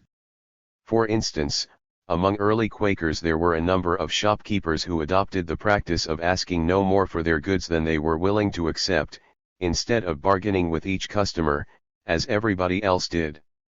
They adopted this practice because they held it to be a lie to ask more than they would take. But the convenience to customers was so great that everybody came to their shops, and they grew rich. I forget where I read this, but if my memory serves me it was in some reliable source. The same policy might have been adopted from shrewdness, but in fact no one was sufficiently shrewd. Our unconscious is more malevolent than it pays us to be, therefore the people who do most completely what is in fact to their interest are those who deliberately, on moral grounds, do what they believe to be against their interest. Next to them come the people who try to think out rationally and consciously what is to their own interest, eliminating as far as possible the influence of passion. Third come the people who have instinctive shrewdness. Last of all come the people whose malevolence overbalances their shrewdness, making them pursue the ruin of others in ways that lead to their own ruin. This last class embraces 90% of the population of Europe. I may seem to have digressed somewhat from my topic, but it was necessary to disentangle unconscious reason, which is called shrewdness, from the conscious variety. The ordinary methods of education have practically no effect upon the unconscious, so that shrewdness cannot be taught by our present technique. Morality, also, except where it consists of mere habit, seems incapable of being taught by present methods. At any rate, I have never noticed any beneficent effect upon those who are exposed to frequent exhortations. Therefore, on our present lines, any deliberate improvement must be brought about by intellectual means. We do not know how to teach people to be shrewd or virtuous, but we do know, within limits, how to teach them to be rational. It is only necessary to reverse the practice of education authorities in every particular. We may hereafter learn to create virtue by manipulating the ductless glands and stimulating or restraining their secretions. But for the present it is easier to create rationality than virtue, meaning by rationality a scientific habit of mind in forecasting the effects of our actions. b.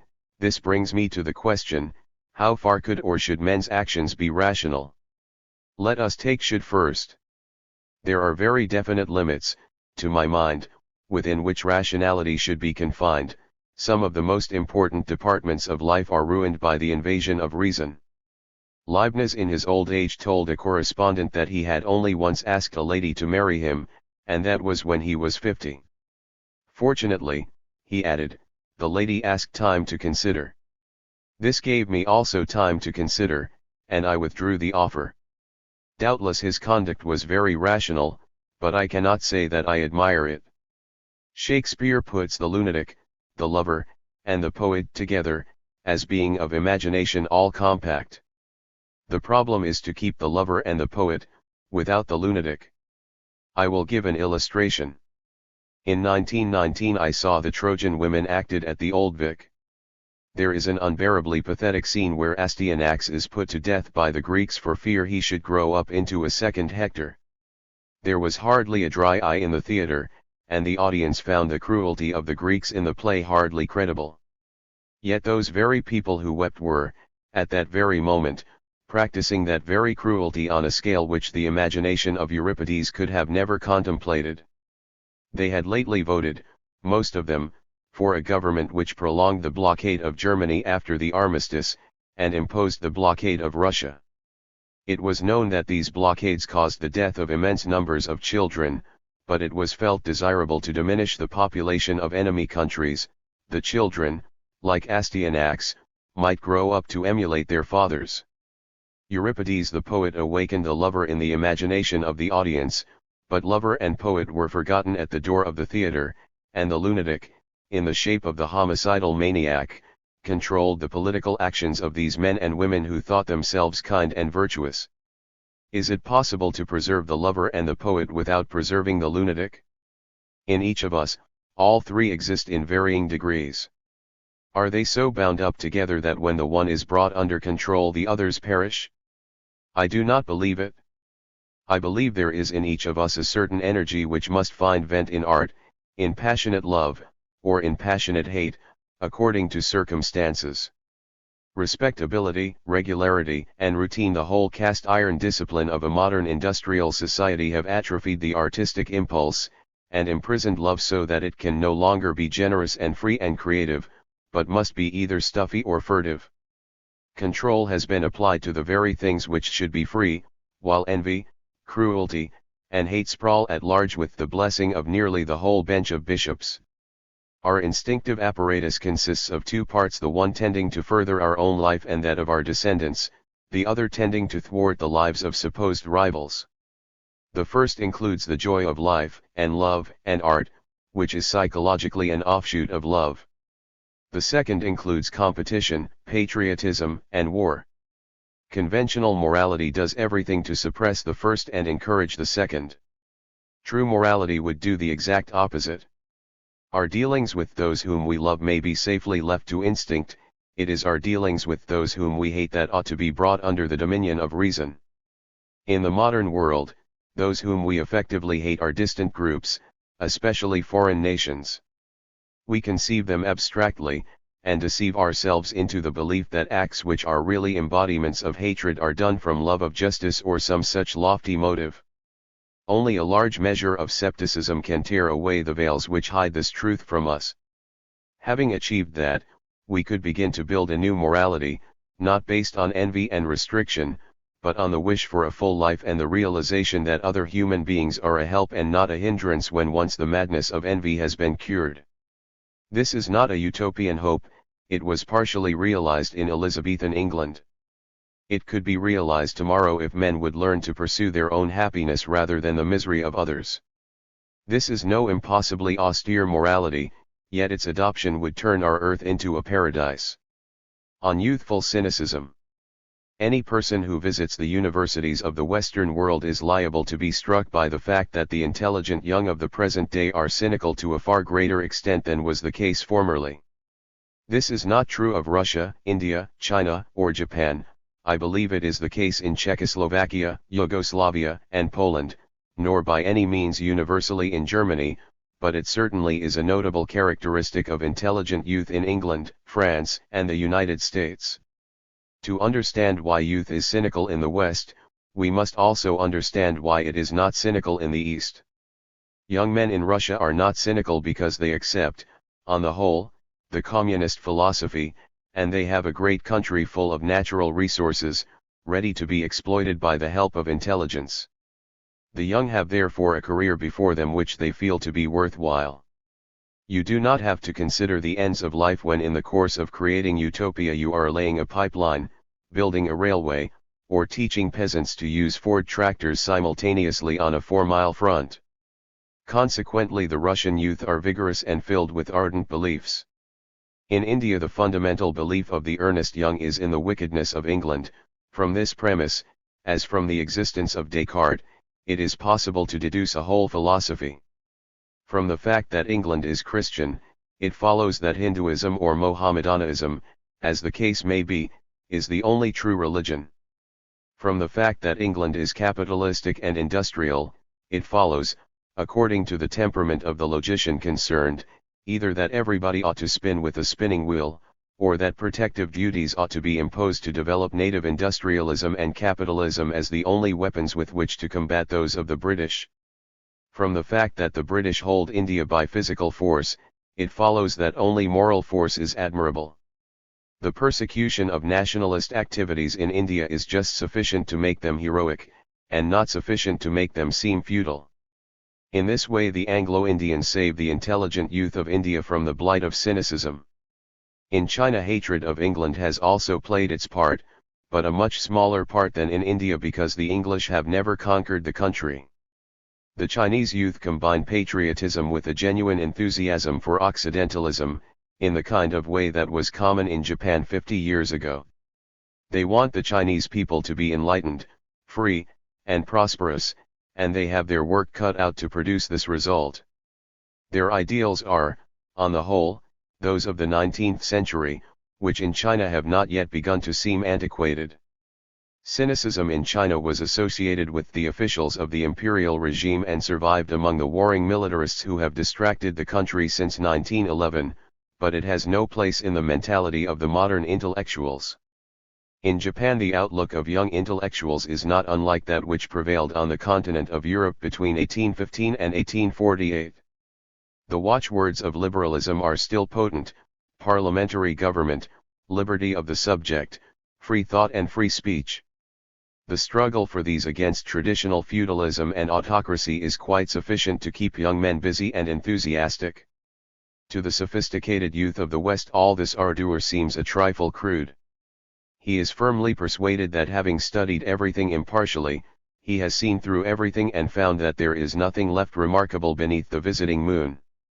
There are, of course, plenty of reasons for this in the teachings of the old. I do not think these reasons go to the root of the matter, for in other circumstances the young react against the teaching of the old and achieve a gospel of their own. If the Occidental youth of the present day react only by cynicism, there must be some special reason for this circumstance. Not only are the young unable to believe what they are told, but they seem also unable to believe anything else. This is a peculiar state of affairs, which deserves investigation. Let us first take some of the old ideals one by one and see why they no longer inspire the old loyalties. We may enumerate among such ideals, religion, country, progress, beauty, truth. What is wrong with these in the eyes of the young? Religion. The trouble here is partly intellectual, partly social. For intellectual reasons, few able men have now the same intensity of religious belief as was possible for, say, St. Thomas Aquinas. The God of most moderns is a little vague, and apt to degenerate into a life force or a power not ourselves that makes for righteousness. Even believers are concerned much more with the effects of religion in this world than with that other world that they profess to believe in. They are not nearly so sure that this world was created for the glory of God as they are that God is a useful hypothesis for improving this world. By subordinating God to the needs of this sublunary life, they cast suspicion upon the genuineness of their faith.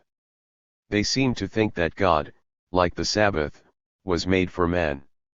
There are also sociological reasons for not accepting the churches as the basis of a modern idealism. The churches, through their endowments, have become bound up with the defense of property. Moreover, they are connected with an oppressive ethic, which condemns many pleasures that to the young appear harmless and inflicts many torments that to the sceptical appear unnecessarily cruel. I have known earnest young men who accepted wholeheartedly the teaching of Christ. They found themselves in opposition to official Christianity, outcasts and victims of persecution, quite as much as if they had been militant atheists. Country patriotism has been in many times and places a passionate belief to which the best minds could give full assent. It was so in England in the time of Shakespeare, in Germany in the time of Fichte, in Italy in the time of Mazzini. It is so still in Poland, China, and Outer Mongolia. In the Western nations it is still immensely powerful.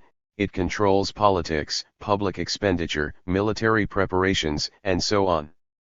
But the intelligent youth are unable to accept it as an adequate ideal. They perceive that it is all very well for oppressed nations, but that as soon as an oppressed nation achieves its freedom, the nationalism which was formerly heroic becomes oppressive. The Poles, who had the sympathy of idealists ever since Maria Theresa wept but took, have used their freedom to organize oppression in Ukraine. The Irish, upon whom the British had inflicted civilization for 800 years, have used their freedom to pass laws preventing the publication of many good books. The spectacle of the Poles murdering Ukrainians and the Irish murdering literature makes nationalism seem a somewhat inadequate idea even for a small nation. But when it comes to a powerful nation, the argument is even stronger. The Treaty of Versailles was not very encouraging to those who had had the luck not to be killed in defending the ideals which their rulers betrayed. Those who during the war averred that they were combating militarism became at its conclusion the leading militarists in their respective countries. Such facts have made it obvious to all intelligent young men that patriotism is the chief curse of our age and will bring civilization to an end if it cannot be mitigated. Progress. This is a 19th century ideal which has too much babbitt about it for the sophisticated youth. Measurable progress is necessarily in unimportant things, such as the number of motor cars made, or the number of peanuts consumed. The really important things are not measurable and are therefore not suitable for the methods of the booster. Moreover, many modern inventions tend to make people silly. I might instance the radio, the talkies, and poison gas. Shakespeare measured the excellence of an age by its style in poetry, see Sonnet XXXII, but his mode of measurement is out of date. Beauty. There is something that sounds old-fashioned about beauty, though it is hard to say why. A modern painter would be indignant if he were accused of seeking beauty. Most artists nowadays appear to be inspired by some kind of rage against the world so that they wish rather to give significant pain than to afford serene satisfaction. Moreover, many kinds of beauty require that a man should take himself more seriously than is possible for an intelligent modern. A prominent citizen of a small city-state, such as Athens or Florence, could without difficulty feel himself important. The earth was the center of the universe, man was the purpose of creation, his own city showed man at his best, and he himself was among the best in his own city. In such circumstances Aeschylus or Dante could take his own joys or sorrows seriously. He could feel that the emotions of the individual matter, and that tragic occurrences deserve to be celebrated in immortal verse. But the modern man, when misfortune assails him, is conscious of himself as a unit in a statistical total, the past and the future stretch before him in a dreary procession of trivial defeats. Man himself appears as a somewhat ridiculous strutting animal, shouting and fussing during a brief interlude between infinite silences. Unaccommodated man is no more but such a poor, bare, forked animal, says King Lear, and the idea drives him to madness because it is unfamiliar. But to the modern man the idea is familiar and drives him only to triviality. Truth in old days, truth was absolute, eternal, and superhuman. Myself when young accepted this view and devoted a misspent youth to the search for truth. But a whole host of enemies have arisen to slay truth: pragmatism, behaviorism, psychologism, relativity physics. Galileo and the Inquisition disagreed as to whether the earth went round the sun or the sun went round the earth. Both agreed in thinking that there was a great difference between these two opinions. The point on which they agreed was the one on which they were both mistaken. The difference is only one of words. In old days it was possible to worship truth, indeed the sincerity of the worship was demonstrated by the practice of human sacrifice. But it is difficult to worship a merely human and relative truth. The law of gravitation, according to Eddington, is only a convenient convention of measurement. It is not truer than other views, any more than the metric system is truer than feet and yards. Nature and nature's laws lay hid in night. God said, "Let Newton be," and measurement was facilitated. This sentiment seems lacking in sublimity. When Spinoza believed anything, he considered that he was enjoying the intellectual love of God. The modern man believes either with Marx that he is swayed by economic motives, or with Freud that some sexual motive underlies his belief in the exponential theorem or in the distribution of fauna in the Red Sea. In neither case can he enjoy Spinoza's exaltation. So far we have been considering modern cynicism in a rationalistic manner, as something that has intellectual causes. Belief, however, as modern psychologists are never weary of telling us, is seldom determined by rational motives, and the same is true of disbelief, though skeptics often overlook this fact. The causes of any widespread skepticism are likely to be sociological rather than intellectual. The main cause always is comfort without power. The holders of power are not cynical, since they are able to enforce their ideals. Victims of oppression are not cynical, since they are filled with hate, and hate, like any other strong passion, brings with it a train of attendant beliefs. Until the advent of education, democracy, and mass production, intellectuals had everywhere a considerable influence upon the march of affairs, which was by no means diminished if their heads were cut off. The modern intellectual finds himself in a quite different situation. It is by no means difficult for him to obtain a fat job and a good income provided he is willing to sell his services to the stupid rich either as propagandist or as court jester. The effect of mass production and elementary education is that stupidity is more firmly entrenched than at any other time since the rise of civilization. When the Tsarist government killed Lenin's brother, it did not turn Lenin into a cynic, since hatred inspired a lifelong activity in which he was finally successful. But in the more solid countries of the West there is seldom such potent cause for hatred, or such opportunity of spectacular revenge. The work of the intellectuals is ordered and paid for by governments or rich men, whose aims probably seem absurd, if not pernicious, to the intellectuals concerned. But a dash of cynicism enables them to adjust their consciences to the situation. There are, it is true, some activities in which wholly admirable work is desired by the powers that be. The chief of these is science, and the next is public architecture in America. But if a man's education has been literary, as is still too often the case, he finds himself at the age of 22 with a considerable skill that he cannot exercise in any manner that appears important to himself. Men of science are not cynical even in the West, because they can exercise their best brains with the full approval of the community, but in this they are exceptionally fortunate among modern intellectuals. If this diagnosis is right, modern cynicism cannot be cured merely by preaching, or by putting better ideals before the young than those that their pastors and masters fish out from the rusty armory of outworn superstitions. The cure will only come when intellectuals can find a career that embodies their creative impulses. I do not see any prescription except the old one advocated by Disraeli: educate our masters. But it will have to be a more real education than is commonly given at the present day to either proletarians or plutocrats, and it will have to be an education taking some account of real cultural values and not only of the utilitarian desire to produce so many goods that nobody has time to enjoy them. A man is not allowed to practice medicine unless he knows something of the human body, but a financier is allowed to operate freely without any knowledge at all of the multifarious effects of his activities, with the sole exception of the effect upon his bank account. How pleasant a world would be in which no man was allowed to operate on the stock exchange unless he could pass an examination in economics and Greek poetry, and in which politicians were obliged to have a competent knowledge of history and modern novels. Imagine a magnate confronted with the question, if you were to make a corner in wheat, what effect would this have upon German poetry?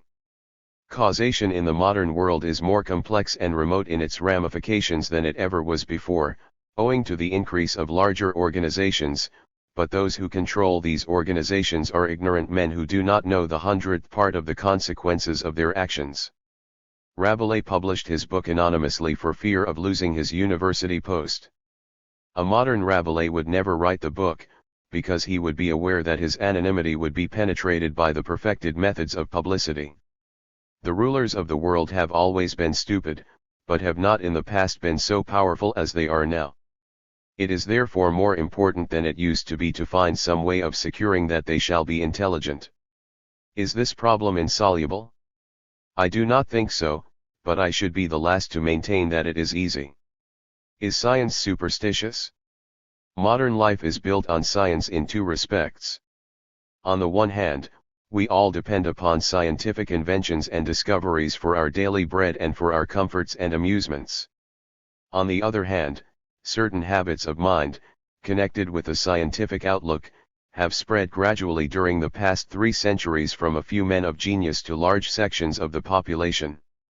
These two operations of science are bound up together when we consider sufficiently long periods, but either might exist without the other for several centuries. Until near the end of the 18th century the scientific habit of mind did not greatly affect daily life, since it had not led to the great inventions that revolutionized industrial technique. On the other hand, the manner of life produced by science can be taken over by populations which have only certain practical rudiments of scientific knowledge. Such populations can make and utilize machines invented elsewhere, and can even make minor improvements in them. If the collective intelligence of mankind were to degenerate, the kind of technique and daily life which science has produced would nevertheless survive, in all probability, for many generations, but it would not survive forever, because, if seriously disturbed by a cataclysm, it could not be reconstructed. The scientific outlook, therefore, is a matter of importance to mankind, either for good or evil. But the scientific outlook itself is twofold, like the artistic outlook. The creator and the appreciator are different people and require quite different habits of mind. The scientific creator, like every other, is apt to be inspired by passions to which he gives an intellectualist expression amounting to an undemonstrated faith, without which he would probably achieve little. The appreciator does not need this kind of faith, he can see things in proportion and make necessary reservations, and may regard the creator as a crude and barbaric person in comparison with himself. As civilization becomes more diffused and more traditional, there is a tendency for the habits of mind of the appreciator to conquer those who might be creators, with the result that the civilization in question becomes Byzantine and retrospective. Something of this sort seems to be beginning to happen in science. The simple faith which upheld the pioneers is decaying at the center. Outlying nations, such as the Russians, the Japanese, and the young Chinese, still welcome science with 17th-century fervor, so do the bulk of the populations of Western nations. But the high priests begin to weary of the worship to which they are officially dedicated. The pious young Luther reverenced a free-thinking pope, who allowed oxen to be sacrificed to Jupiter on the Capitol to promote his recovery from illness. So in our day those remote from centers of culture have a reverence for science which its augurs no longer feel. The scientific materialism of the Bolsheviks, like early German Protestantism, is an attempt to preserve the old piety in a form which both friends and foes believe to be new. But their fiery belief in the verbal inspiration of Newton has only accelerated the spread of scientific skepticism among the bourgeois scientists of the West. Science, as an activity recognized and encouraged by the state, has become politically conservative, except where, as in Tennessee, the state has remained pre-scientific. The fundamental faith of most men of science in the present day is not in the importance of preserving the status quo. Consequently, they are very willing to claim for science no more than its due, and to concede much of the claims of other conservative forces, such as religion. They are faced, however, with a great difficulty. While the men of science are in the main conservative, science is still the chief agent of rapid change in the world. The emotions produced by the change in Asia, in Africa, and among the industrial populations of Europe are often displeasing to those who have a conservative outlook. Hence arises a hesitation as to the value of science, which has contributed to the skepticism of the high priests. If it stood alone, it might be unimportant.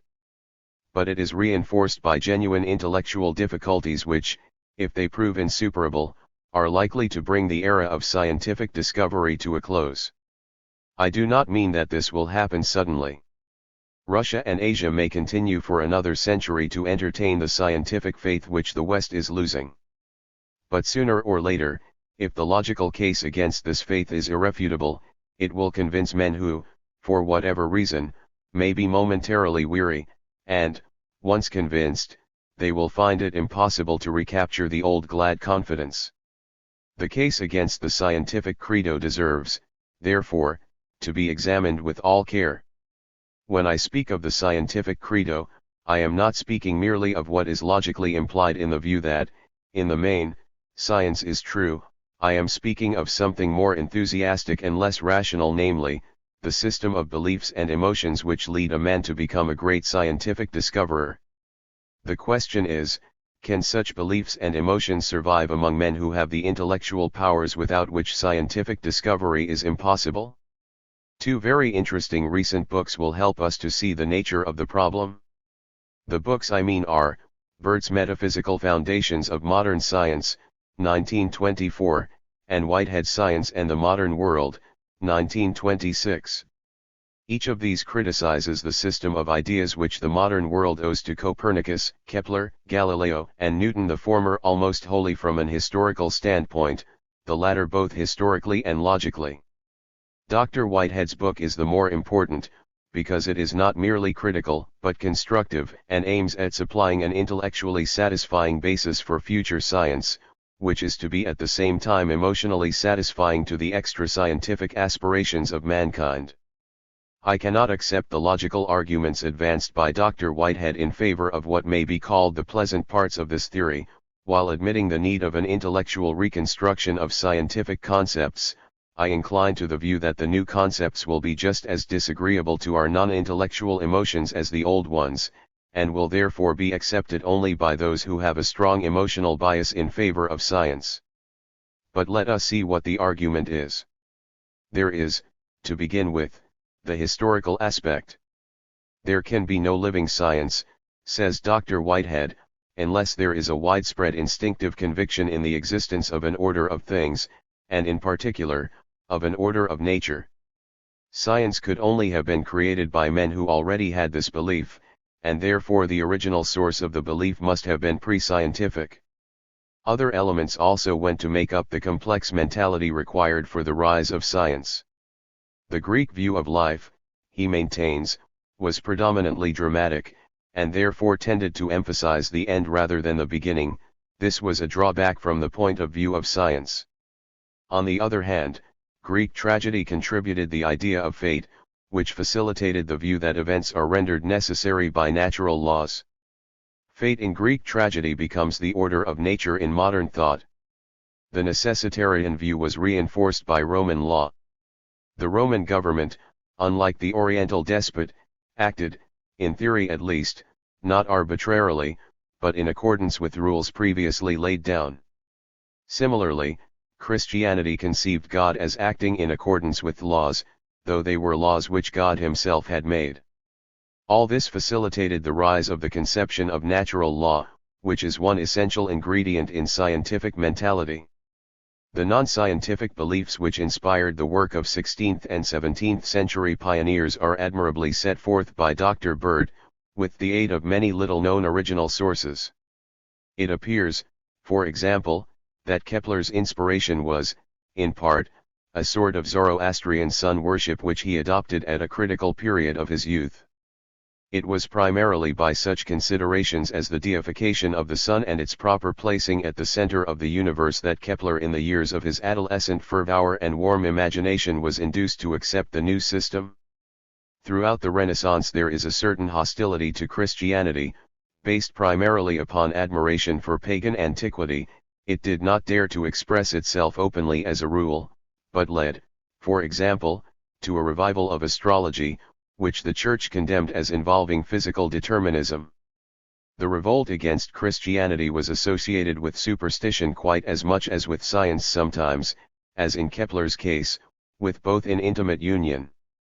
But there is another ingredient, equally essential, but absent in the Middle Ages, and not common in antiquity, namely, an interest in irreducible and stubborn facts.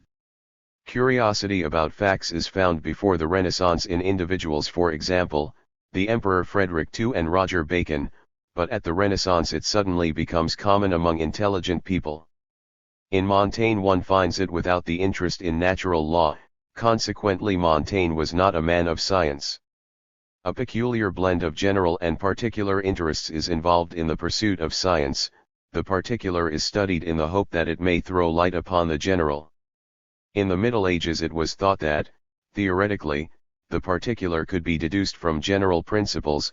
In the Renaissance these general principles fell into disrepute, and the passion for historical antiquity produced a strong interest in particular occurrences. This interest, operating upon minds trained by Greek, Roman, and scholastic traditions, produced at last the mental atmosphere which made Kepler and Galileo possible. But naturally something of this atmosphere surrounds their work, and has traveled with it down to their present-day successors. Science has never shaken off its origin in the historical revolt of the later Renaissance. It has remained predominantly an anti-rationalistic movement, based upon a naive faith. What reasoning it has wanted has been borrowed from mathematics, which is a surviving relic of Greek rationalism, following the deductive method. Science repudiates philosophy. In other words, it has never cared to justify its faith or to explain its meaning, and has remained blandly indifferent to its refutation by Hume. Can science survive when we separate it from the superstitions which nourished its infancy? The indifference of science to philosophy has been due, of course, to its amazing success. It has increased the sense of human power, and has therefore been on the whole agreeable, in spite of its occasional conflicts with theological orthodoxy. But in quite recent times science has been driven by its own problems to take an interest in philosophy. This is especially true of the theory of relativity, with its merging of space and time into the single space-time order of events. But it is true also of the theory of quanta, with its apparent need of discontinuous motion. Also, in another sphere, physiology and biochemistry are making inroads on psychology which threaten philosophy in a vital spot. Dr. Watson's behaviorism is the spearhead of this attack, which, while it involves the opposite of respect for philosophic tradition, nevertheless necessarily rests upon a new philosophy of its own. For such reasons science and philosophy can no longer preserve an armed neutrality, but must be either friends or foes. They cannot be friends unless science can pass the examination which philosophy must set as to its premises. If they cannot be friends, they can only destroy each other. It is no longer possible that either alone can remain master of the field.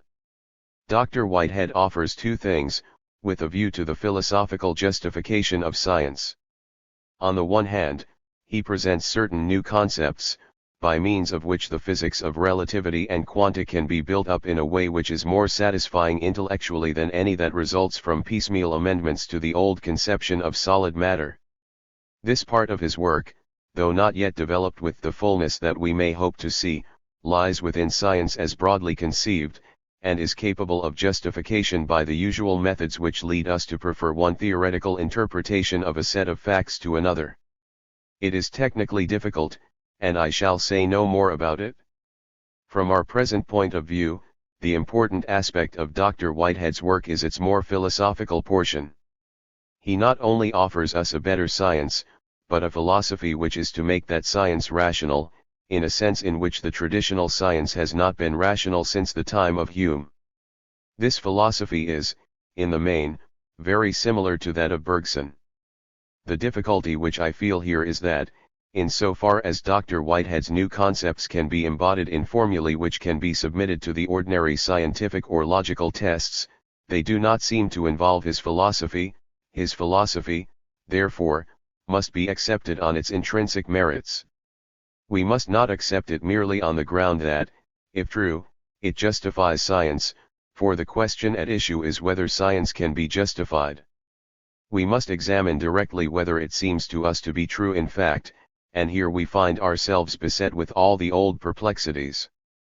I will take only one point, but it is a crucial one. Bergson, as everyone knows, regards the past as surviving in memory, and also holds that nothing is ever really forgotten. On these points it would seem that Dr. Whitehead agrees with him.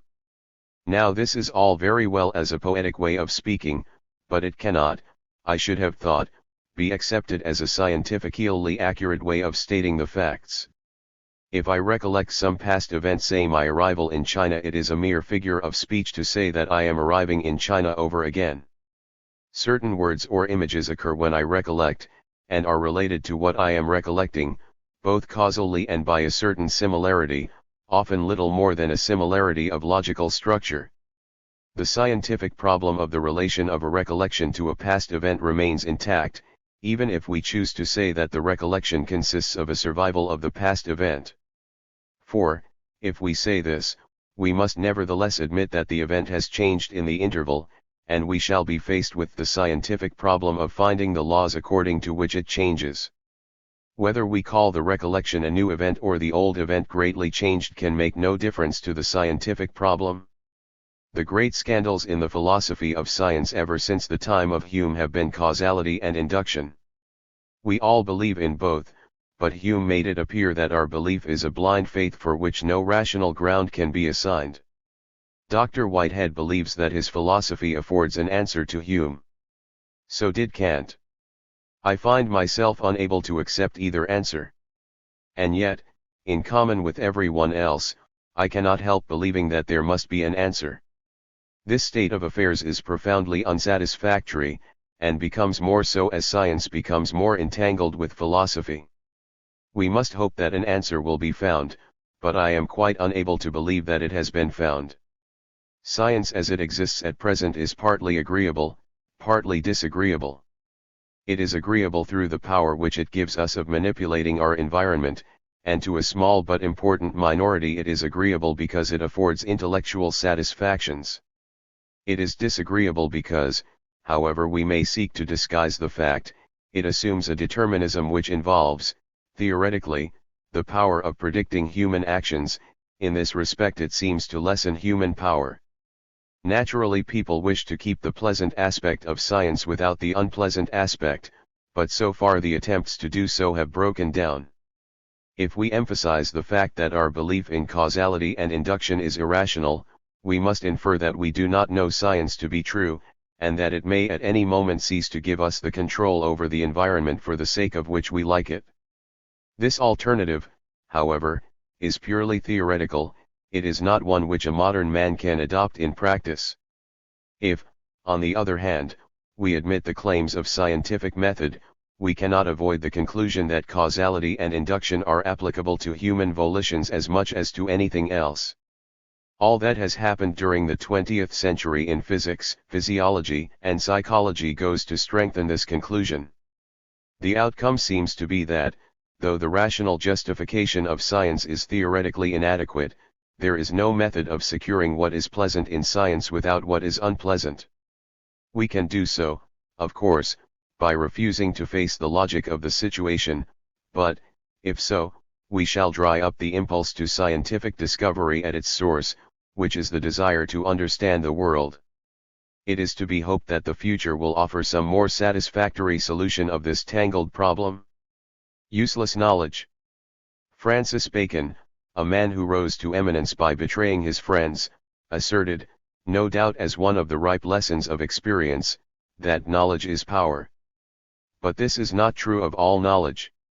Sir Thomas Browne wished to know what song the sirens sang, but if he had ascertained this it would not have enabled him to rise from being a magistrate to being high sheriff of his county. The sort of knowledge that Bacon had in mind was that which we call scientific. In emphasizing the importance of science, he was belatedly carrying on the tradition of the Arabs and the early Middle Ages, according to which knowledge consisted mainly of astrology, alchemy, and pharmacology, all of which were branches of science. A learned man was one who, having mastered these studies, had acquired magical powers. In the early 11th century, Pope Sylvester II, for no reason except that he read books, was universally believed to be a magician in league with the devil. Prospero, who in Shakespeare's time was a mere fantasy, represented what had been for centuries the generally received conception of a learned man, so far at least as his powers of sorcery were concerned. Bacon believed rightly, as we now know, that science could provide a more powerful magician's wand than any that had been dreamed of by the necromancers of former ages. The Renaissance, which was at its height in England at the time of Bacon, involved a revolt against the utilitarian conception of knowledge. The Greeks had acquired a familiarity with Homer, as we do with music hall songs, because they enjoyed him, and without feeling that they were engaged in the pursuit of learning. But the men of the 16th century could not begin to understand him without first absorbing a very considerable amount of linguistic erudition. They admired the Greeks, and did not wish to be shut out from their pleasures. They therefore copied them, both in reading the classics and in other less avowable ways. Learning, in the Renaissance, was part of the joie de vivre, just as much as drinking or love-making. And this was true not only of literature, but also of sterner studies. Everyone knows the story of Hobbes's first contact with Euclid. Opening the book, by chance, at the theorem of Pythagoras, he exclaimed, "By God, this is impossible," and proceeded to read the proofs backwards until, reaching the axioms, he became convinced. No one can doubt that this was for him a voluptuous moment, unsullied by the thought of the utility of geometry in measuring fields. It is true that the Renaissance found a practical use for the ancient languages in connection with theology. One of the earliest results of the new feeling for classical Latin was the discrediting of the forged decretals and the donation of Constantine. The inaccuracies which were discovered in the Vulgate and the Septuagint made Greek and Hebrew a necessary part of the controversial equipment of Protestant divines. The republican maxims of Greece and Rome were invoked to justify the resistance of Puritans to the Stuarts and of Jesuits to monarchs who had thrown off allegiance to the Pope. But all this was an effect, rather than a cause, of the revival of classical learning, which had been in full swing in Italy for nearly a century before Luther. The main motive of the Renaissance was mental delight, the restoration of a certain richness and freedom in art and speculation which had been lost while ignorance and superstition kept the mind's eye in blinkers.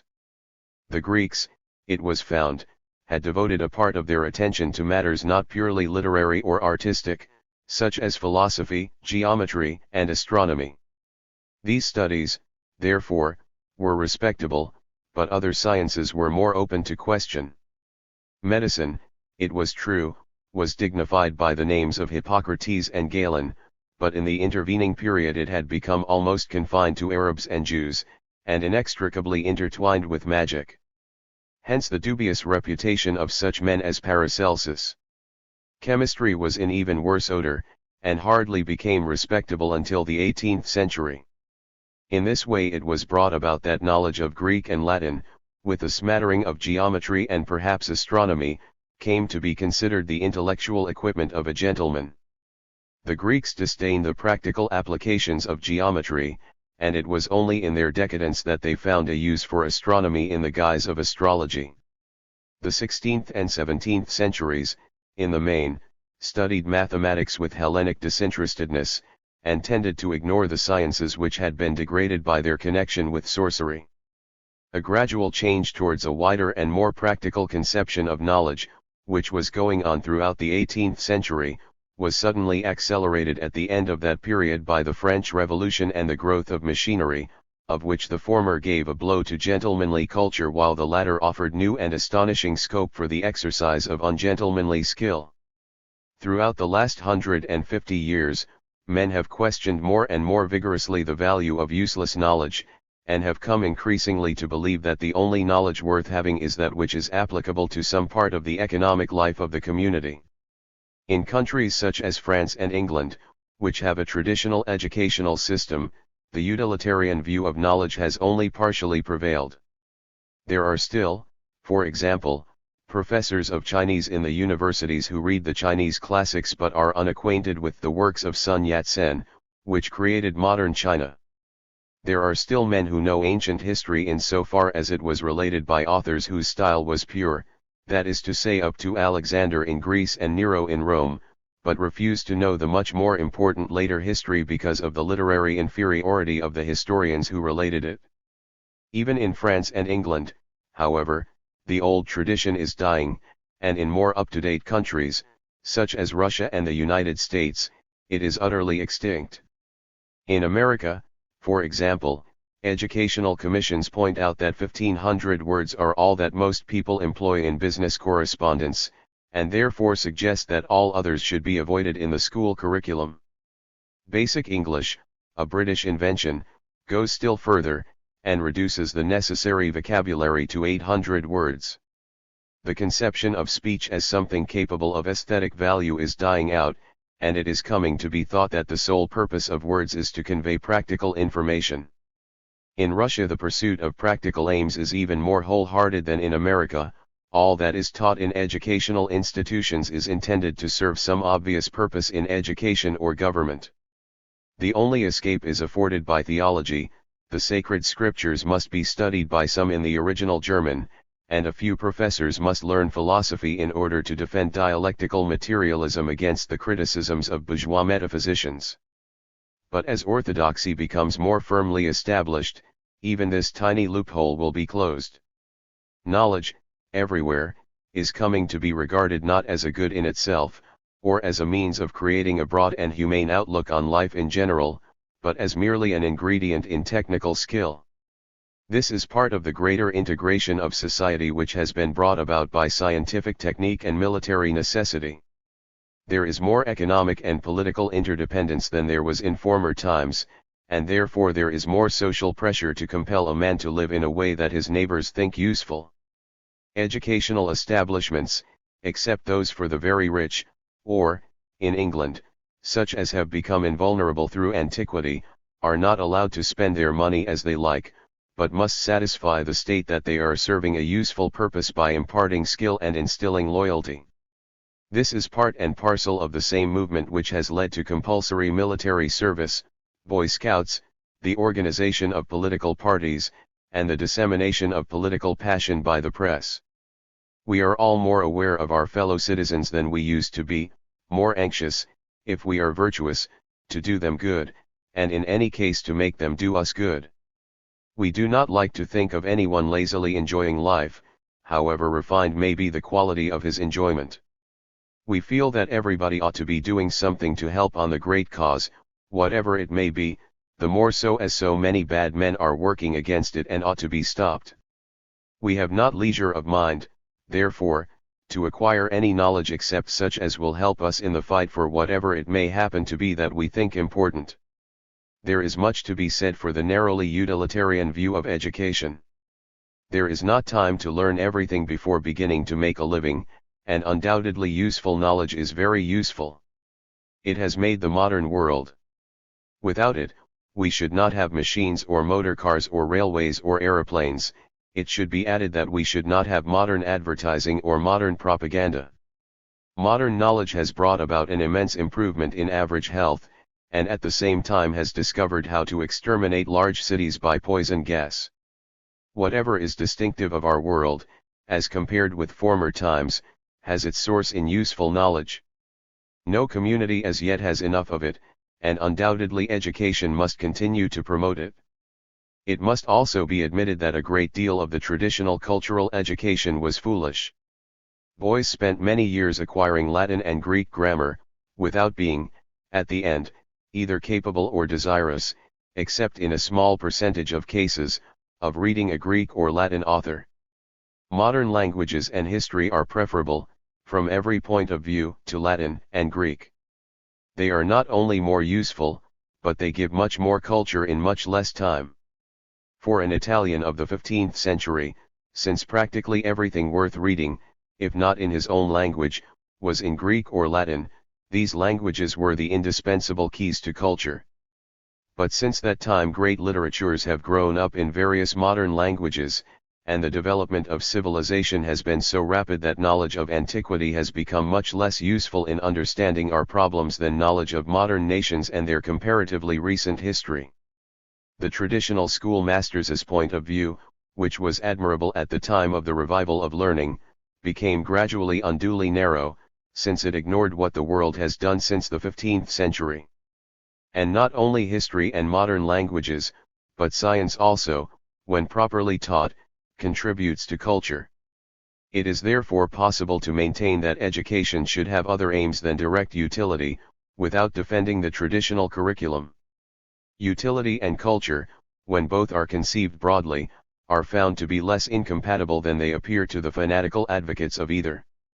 Apart, however, from the cases in which culture and direct utility can be combined, there is indirect utility, of various different kinds, in the possession of knowledge which does not contribute to technical efficiency.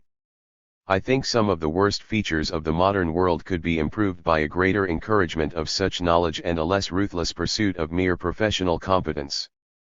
When conscious activity is wholly concentrated on some one definite purpose, the ultimate result, for most people, is lack of balance accompanied by some form of nervous disorder. The men who directed German policy during the War of 1914-18 made mistakes, for example, as regards the submarine campaign which brought America onto the side of the Allies, which any person coming fresh to the subject could have seen to be unwise, but which they could not judge sanely owing to mental concentration and lack of holidays. The same sort of thing may be seen wherever bodies of men attempt tasks which put a prolonged strain upon spontaneous impulses. Japanese imperialists, Russian communists, and German Nazis all had or have a kind of tense fanaticism which comes of living too exclusively in the mental world of certain tasks to be accomplished. When the tasks are as important and as feasible as the fanatics suppose, the result may be magnificent, but in most cases narrowness of outlook has caused oblivion of some powerful counteracting force, or has made all such forces seem the work of the devil, to be met by punishment and terror. Men as well as children have need of play, that is to say, of periods of activity having no purpose beyond present enjoyment. But if play is to serve its purpose, it must be possible to find pleasure and interest in matters not connected with work. The amusements of modern urban populations tend more and more to be passive and collective, and to consist of inactive observation of the skilled activities of others.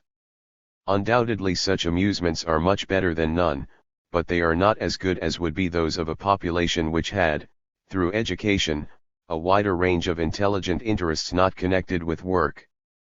Better economic organization, allowing mankind to benefit by the productivity of machines, should lead to a very great increase of leisure, and much leisure is apt to be tedious except to those who have considerable intelligent activities and interests. If a leisured population is to be happy, it must be an educated population, and must be educated with a view to mental enjoyment as well as to the direct usefulness of technical knowledge.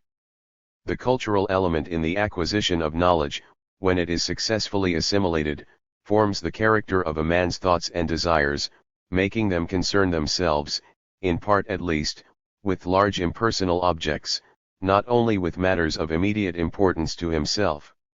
It has been too readily assumed that, when a man has acquired certain capacities by means of knowledge, he will use them in ways that are socially beneficial. The narrowly utilitarian conception of education ignores the necessity of training a man's purposes as well as his skill. There is in untrained human nature a very considerable element of cruelty, which shows itself in many ways, great and small. Boys at school tend to be unkind to a new boy, or to one whose clothes are not quite conventional. Many women, and not a few men, inflict as much pain as they can by means of malicious gossip. The Spaniards enjoy bullfights, the British enjoy hunting and shooting. The same cruel impulses take more serious forms in the hunters of Jews in Germany and kulaks in Russia. All imperialism affords scope for them, and in war they become sanctified as the highest form of public duty.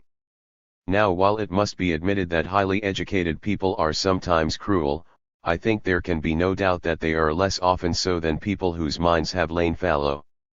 The bully in a school is seldom a boy whose proficiency in learning is up to the average. When a lynching takes place, the ringleaders are almost invariably very ignorant men. This is not because mental cultivation produces positive humanitarian feelings, though it may do so, it is rather because it gives other interests than the ill treatment of neighbors, and other sources of self-respect than the assertion of domination. The two things most universally desired are power and admiration. Ignorant men can, as a rule, only achieve either by brutal means, involving the acquisition of physical mastery. Culture gives a man less harmful forms of power and more deserving ways of making himself admired. Galileo did more than any monarch has done to change the world, and his power immeasurably exceeded that of his persecutors. He had therefore no need to aim at becoming a persecutor in his turn. Perhaps the most important advantage of useless knowledge is that it promotes a contemplative habit of mind. There is in the world much too much readiness, not only for action without adequate previous reflection, but also for some sort of action on occasions on which wisdom would counsel inaction. People show their bias on this matter in various curious ways. Mephistopheles tells the young student that theory is gray but the tree of life is green, and everyone quotes this as if it were Goethe's opinion, instead of what he supposes the devil would be likely to say to an undergraduate. Hamlet is held up as an awful warning against thought without action, but no one holds up Othello as a warning against action without thought. Professors such as Bergson, from a kind of snobbery towards the practical man, decry philosophy and say that life at its best should resemble a cavalry charge. For my part, I think action is best when it emerges from a profound apprehension of the universe and human destiny, not from some wildly passionate impulse of romantic but disproportioned self-assertion. A habit of finding pleasure in thought rather than in action is a safeguard against unwisdom and excessive love of power, a means of preserving serenity in misfortune and peace of mind among worries. A life confined to what is personal is likely, sooner or later, to become unbearably painful. It is only by windows into a larger and less fretful cosmos that the more tragic parts of life become endurable. A contemplative habit of mind has advantages ranging from the most trivial to the most profound. To begin with minor vexations, such as fleas, missing trains, or cantankerous business associates. Such troubles seem hardly worthy to be met by reflections on the excellence of heroism or the transitoriness of all human ills, and yet the irritation to which they give rise destroys many people's good temper and enjoyment of life. On such occasions, there is much consolation to be found in out-of-the-way bits of knowledge which have some real or fancied connection with the trouble of the moment, or even if they have none, they serve to obliterate the present from one's thoughts. When assailed by people who are white with fury, it is pleasant to remember the chapter in Descartes' treatise on the passions entitled Why Those Who Grow Pale with Rage Are More to be Feared Than Those Who Grow Red. When one feels impatient over the difficulty of securing international cooperation, one's impatience is diminished if one happens to think of the sainted King Louis IX, before embarking on his crusade, allying himself with the Old Man of the Mountain, who appears in the Arabian Nights as the dark source of half the wickedness in the world. When the rapacity of capitalists grows oppressive, one may be suddenly consoled by the recollection that Brutus, that exemplar of republican virtue, lent money to a city at 40% and hired a private army to besiege it when it failed to pay the interest. Curious learning not only makes unpleasant things less unpleasant, but also makes pleasant things more pleasant. I have enjoyed peaches and apricots more since I have known that they were first cultivated in China in the early days of the Han Dynasty, that Chinese hostages held by the great King Kanishka introduced them into India, whence they spread to Persia, reaching the Roman Empire in the 1st century of our era, that the word apricot is derived from the same Latin source as the word precocious, because the apricot ripens early, and that the a at the beginning was added by mistake, owing to a false etymology. All this makes the fruit taste much sweeter. About 100 years ago, a number of well-meaning philanthropists started societies for the diffusion of useful knowledge, with the results that people have ceased to appreciate the delicious savor of useless knowledge. Opening Bertrand's Anatomy of Melancholy at haphazard on a day when I was threatened by that mood, I learnt that there is a melancholy matter, but that, while some think it may be engendered of all 4 humours, Galen holds that it may be engendered of 3 alone, excluding phlegm or pituita, whose true assertion Valerius and Menardus stiffly maintain, and so doth Fussius, Montaltus, Montanus. How, say they, can white become black? In spite of this unanswerable argument, Hercules de Saxonia and Cardan, Guianerius and Laurentius, are, so Bertrand tells us, of the opposite opinion.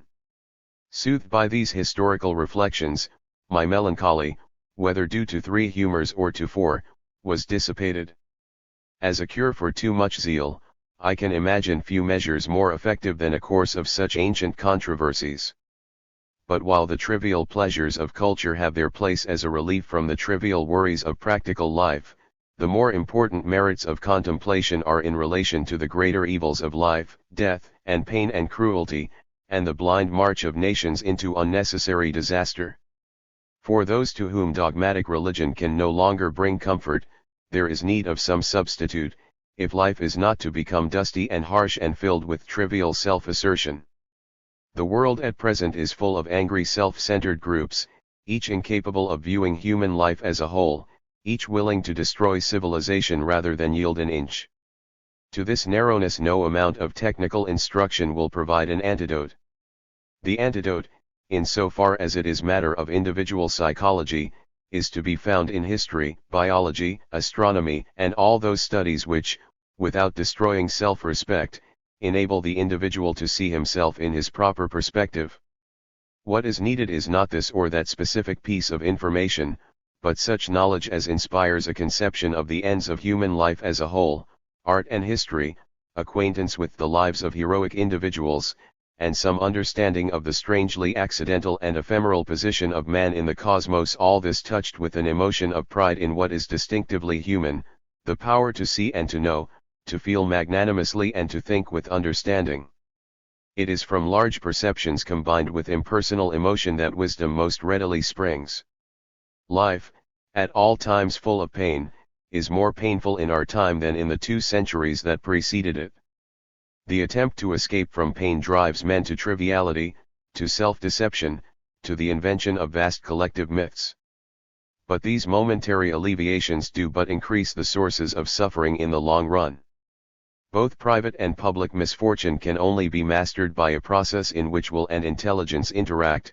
The part of will is to refuse to shirk the evil or accept an unreal solution, while the part of intelligence is to understand it, to find a cure if it is curable, and, if not, to make it bearable by seeing it in its relations, accepting it as unavoidable, and remembering what lies outside it in other regions, other ages, and the abysses of interstellar space.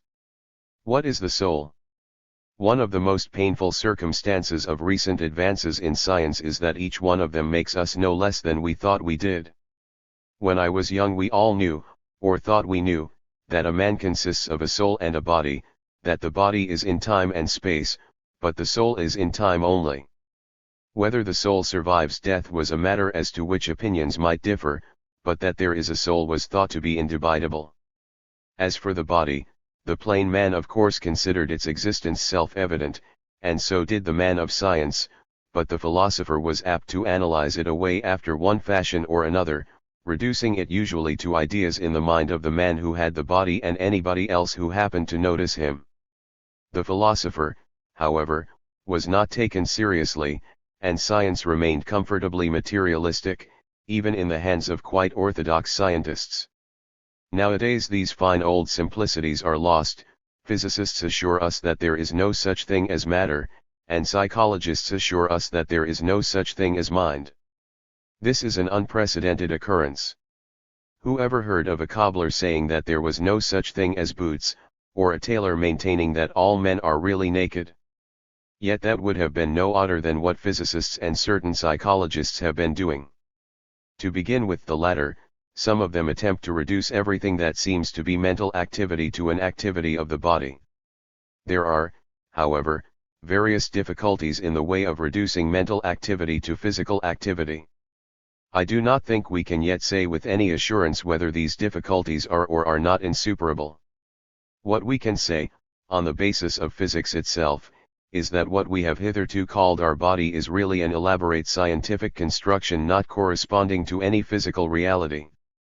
The modern would-be materialist thus finds himself in a curious position, for, while he may with a certain degree of success reduce the activities of the mind to those of the body, he cannot explain away the fact that the body itself is merely a convenient concept invented by the mind. We find ourselves thus going round and round in a circle. Mind is an emanation of body, and body is an invention of mind. Evidently this cannot be quite right, and we have to look for something that is neither mind nor body, out of which both can spring. Let us begin with the body. The plain man thinks that material objects must certainly exist, since they are evident to the senses. Whatever else may be doubted, it is certain that anything you can bump into must be real. This is the plain man's metaphysic. This is all very well, but the physicist comes along and shows that you never bump into anything. Even when you run your head against a stone wall, you do not really touch it. When you think you touch a thing, there are certain electrons and protons, forming part of your body, which are attracted and repelled by certain electrons and protons in the thing you think you are touching, but there is no actual contact. The electrons and protons in your body, becoming agitated by nearness to the other electrons and protons, are disturbed, and transmit a disturbance along your nerves to the brain. The effect in the brain is what is necessary to your sensation of contact, and by suitable experiments the sensation can be made quite deceptive. The electrons and protons themselves, however, are only a crude first approximation, a way of collecting into a bundle either trains of waves or the statistical probabilities of various different kinds of events. Thus matter has become altogether too ghostly to be used as an adequate stick with which to beat the mind. Matter in motion, which used to seem so unquestionable, turns out to be a concept quite inadequate for the needs of physics.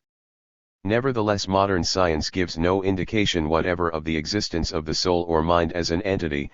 Indeed, the reasons for disbelieving in it are of very much the same kind as the reasons for disbelieving in matter. Mind and matter were something like the lion and the unicorn fighting for the crown. The end of the battle is not the victory of one or the other, but the discovery that both are only heraldic inventions. The world consists of events, not of things that endure for a long time and have changing properties. Events can be collected into groups by their causal relations. If the causal relations are of one sort, the resulting group of events may be called a physical object, and if the causal relations are of another sort, the resulting group may be called a mind. Any event that occurs inside a man's head will belong to groups of both kinds. Considered as belonging to a group of one kind, it is a constituent of his brain, and considered as belonging to a group of the other kind, it is a constituent of his mind. Thus both mind and matter are merely convenient ways of organizing events. There can be no reason for supposing that either a piece of mind of a piece of matter is immortal. The sun is supposed to be losing matter at the rate of millions of tons a minute. The most essential characteristic of mind is memory, and there is no reason whatever to suppose that the memory associated with a given person survives that person's death. Indeed, there is every reason to think the opposite, for memory is clearly connected with a certain kind of brain structure, and since this structure decays at death, there is every reason to suppose that memory also must cease. Although metaphysical materialism cannot be considered true, yet emotionally the world is pretty much the same as it would be if the materialists were in the right. I think the opponents of materialism have always been actuated by two main desires: the first to prove that the mind is immortal, and the second to prove that the ultimate power in the universe is mental rather than physical. In both these respects, I think the materialists were in the right. Our desires, it is true, have considerable power on the Earth's surface. The greater part of the land on this planet has a quite different aspect from that which it would have if men had not utilized it to extract food and wealth. But our power is very strictly limited. We cannot at present do anything whatever to the sun or moon or even to the interior of the earth, and there is not the faintest reason to suppose that what happens in regions to which our power does not extend has any mental causes. That is to say, to put the matter in a nutshell, there is no reason to think that except on the Earth's surface anything happens because somebody wishes it to happen. And since our power on the Earth's surface is entirely dependent upon the supply of energy which the Earth derives from the Sun, we are necessarily dependent upon the Sun, and could hardly realize any of our wishes if the Sun grew cold. It is of course rash to dogmatize as to what science may achieve in the future.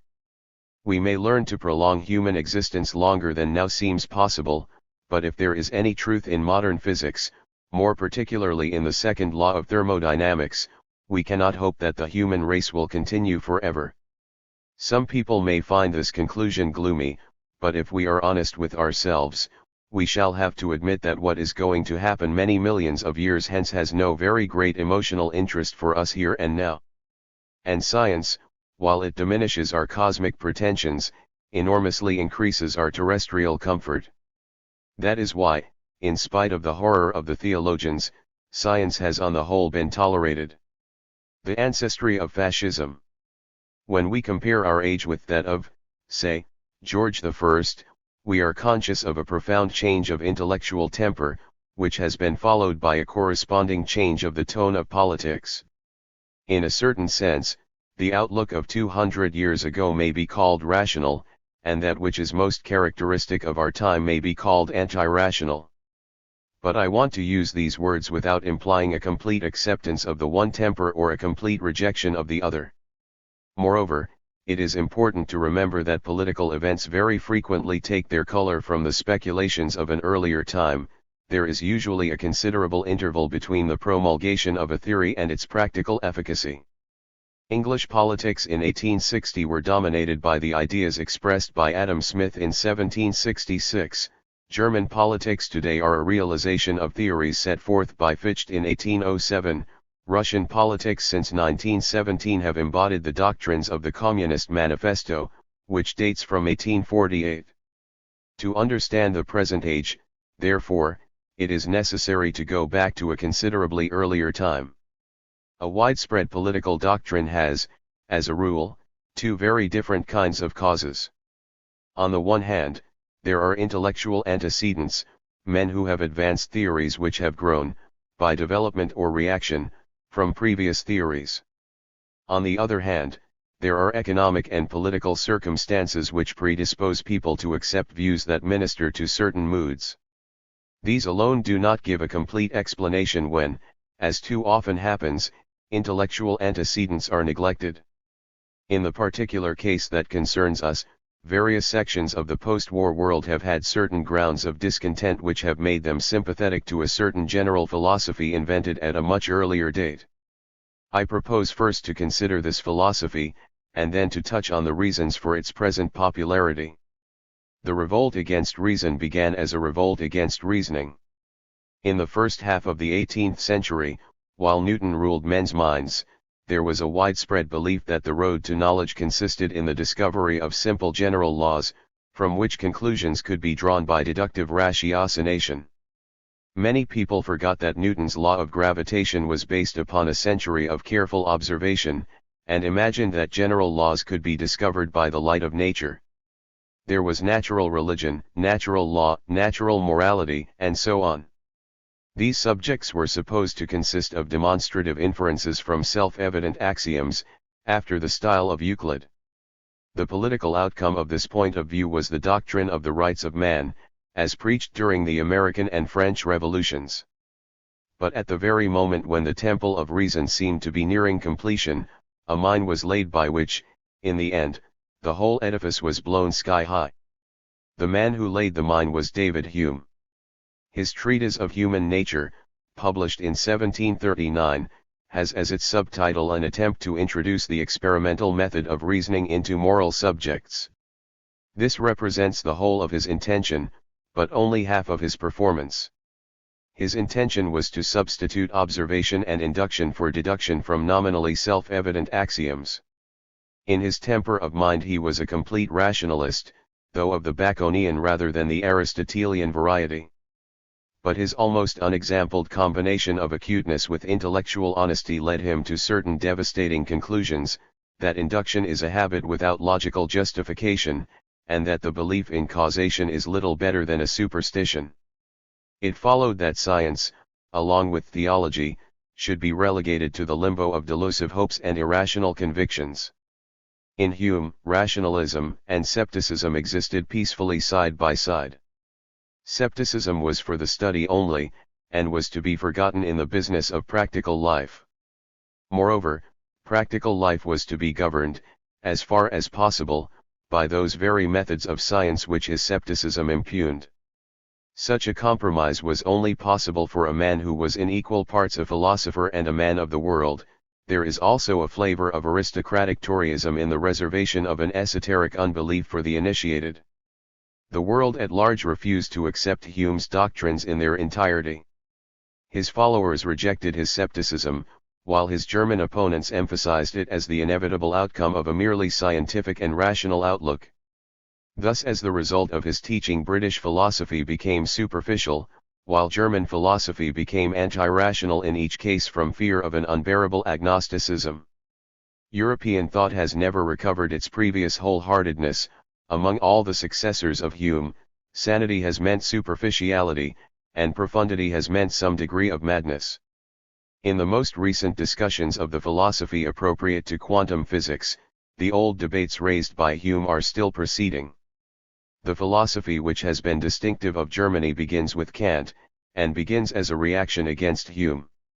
Kant was determined to believe in causality, God, immortality, the moral law, and so on, but perceived that Hume's philosophy made all this difficult. He therefore invented a distinction between pure reason and practical reason. Pure reason was concerned with what could be proved, which was not much. Practical reason was concerned with what was necessary for virtue, which was a great deal. It is, of course, obvious that pure reason was simply reason, while practical reason was prejudice.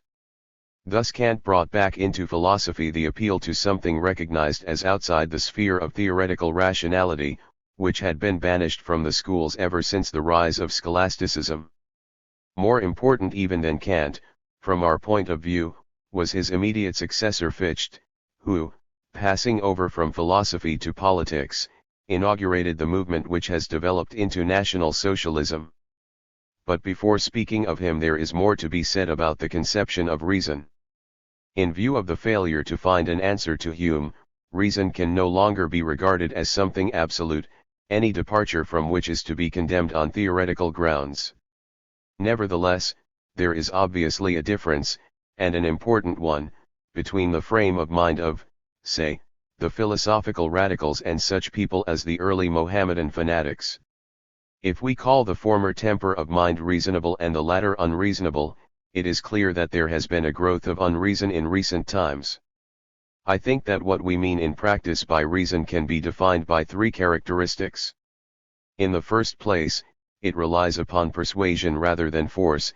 In the second place, it seeks to persuade by means of arguments which the man who uses them believes to be completely valid, and in the third place, in forming opinions, it uses observation and induction as much as possible and intuition as little as possible. The first of these rules out the Inquisition, the second rules out such methods as those of British war propaganda, which Hitler praises on the ground that propaganda must sink its mental elevation deeper in proportion to the numbers of the mass whom it has to grip. The third forbids the use of such a major premise as that of President Andrew Jackson apropos of the Mississippi. The God of the universe intended this great valley to belong to one nation, which was self-evident to him and his hearers, but not easily demonstrated to one who questioned it. Reliance upon reason, as thus defined, assumes a certain community of interest and outlook between oneself and one's audience. It is true that Mrs. Bond tried it on her ducks, when she cried, "Come and be killed, for you must be stuffed and my customers filled," but in general the appeal to reason is thought ineffective with those whom we mean to devour. Those who believe in eating meat do not attempt to find arguments which would seem valid to a sheep, and Nietzsche does not attempt to persuade the mass of the population, whom he calls the bungled and blotched. Nor does Marx try to enlist the support of capitalists. As these instances show, the appeal to reason is easier when power is unquestioningly confined to an oligarchy. In 18th century England, only the opinions of aristocrats and their friends were important, and these could always be presented in a rational form to other aristocrats. As the political constituency grows larger and more heterogeneous, the appeal to reason becomes more difficult, since there are fewer universally conceded assumptions from which agreement can start. When such assumptions cannot be found, men are driven to rely upon their own intuitions, and since the intuitions of different groups differ, reliance upon them leads to strife and power politics. Revolts against reason, in this sense, are a recurrent phenomenon in history. Early Buddhism was reasonable, its later forms, and the Hinduism which replaced it in India, were not. In ancient Greece, the Orphics were in revolt against Homeric rationality. From Socrates to Marcus Aurelius, the prominent men in the ancient world were, in the main, rational. After Marcus Aurelius, even the conservative Neoplatonists were filled with superstition. Except in the Mohammedan world, the claims of reason remained in abeyance until the 11th century. After that, through scholasticism, the Renaissance, and science, they became increasingly dominant. A reaction set in with Rousseau and Wesley, but was held in check by the triumphs of science and machinery in the 19th century.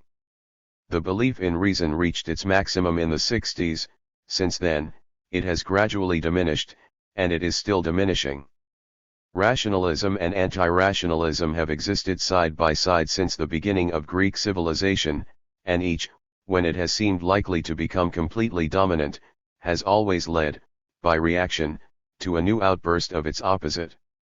The modern revolt against reason differs in an important respect from most of its predecessors. From the Orphics onwards, the usual aim in the past was salvation, a complex concept involving both goodness and happiness, and achieved, as a rule, by some difficult renunciation. The irrationalists of our time aim, not at salvation, but at power. They thus develop an ethic which is opposed to that of Christianity and of Buddhism, and through their lust of dominion they are of necessity involved in politics. Their genealogy among writers is Fichte, Carlyle, Mazzini, Nietzsche, with supporters such as Treitschke, Rudyard Kipling, Houston Chamberlain, and Bergson. As opposed to this movement, Benthamites and socialists may be viewed as two wings of one party. Both are cosmopolitan, both are democratic, both appeal to economic self-interest. Their differences inter se are as to means, not ends, whereas the new movement, which culminates, as yet, in Hitler, differs from both as to ends, and differs even from the whole tradition of Christian civilization. The end which statesmen should pursue, as conceived by almost all the irrationalists out of whom fascism has grown, is most clearly stated by Nietzsche. In conscious opposition to Christianity as well as to the utilitarians, he rejects Bentham's doctrines as regards both happiness and the greatest number. Mankind, he says, is much more of a means than an end. Mankind is merely the experimental material. The end he proposes is the greatness of exceptional individuals. The object is to attain that enormous energy of greatness which can model the man of the future by means of discipline and also by means of the annihilation of millions of the bungled and botched, and which can yet avoid going to ruin at the sight of the suffering created thereby, the like of which has never been seen before.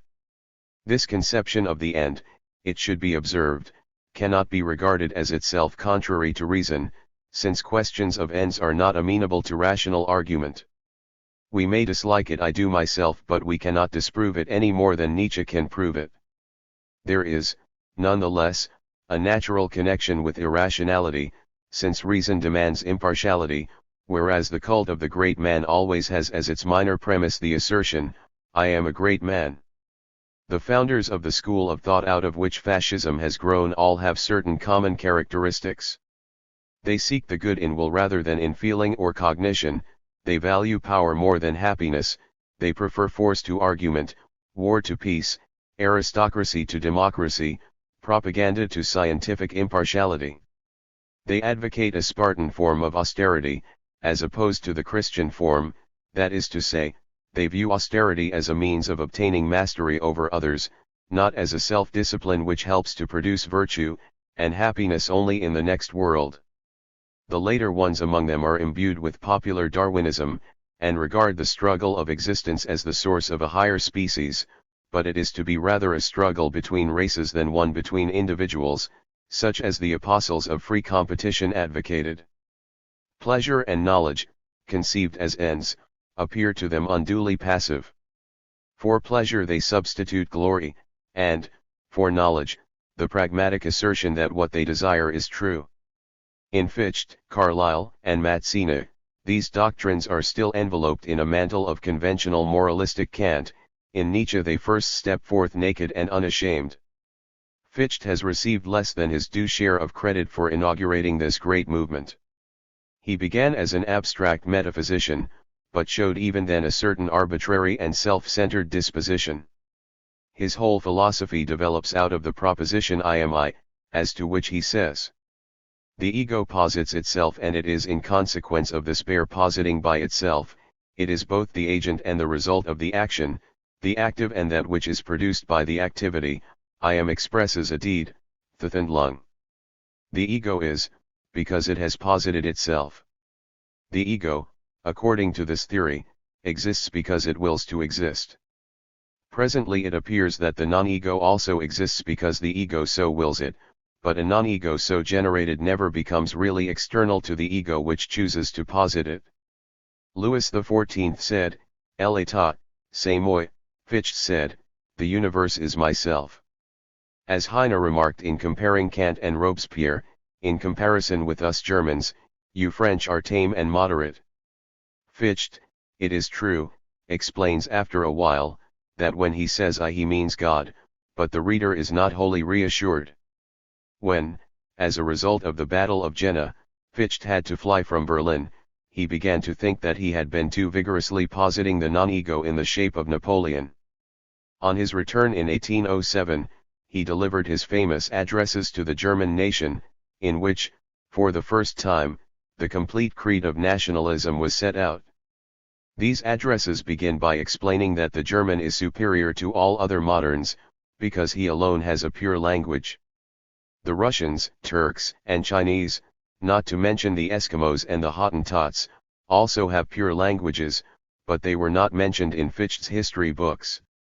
The purity of the German language makes the German alone capable of profundity. He concludes that to have character and to be German undoubtedly mean the same. But if the German character is to be preserved from foreign corrupting influences, and if the German nation is to be capable of acting as a whole, there must be a new kind of education, which will mold the Germans into a corporate body. The new education, he says, must consist essentially in this, that it completely destroys freedom of the will. He adds that will is the very root of man. There is to be no external commerce, beyond what is absolutely unavoidable. There is to be universal military service, everybody is to be compelled to fight, not for material well-being, not for freedom, not in defense of the Constitution, but under the impulsion of the devouring flame of higher patriotism, which embraces the nation as the vesture of the eternal, for which the noble-minded man joyfully sacrifices himself, and the ignoble man, who only exists for the sake of the other, must likewise sacrifice himself. This doctrine, that the noble man is the purpose of humanity, and that the ignoble man has no claims on his own account, is of the essence of the modern attack on democracy.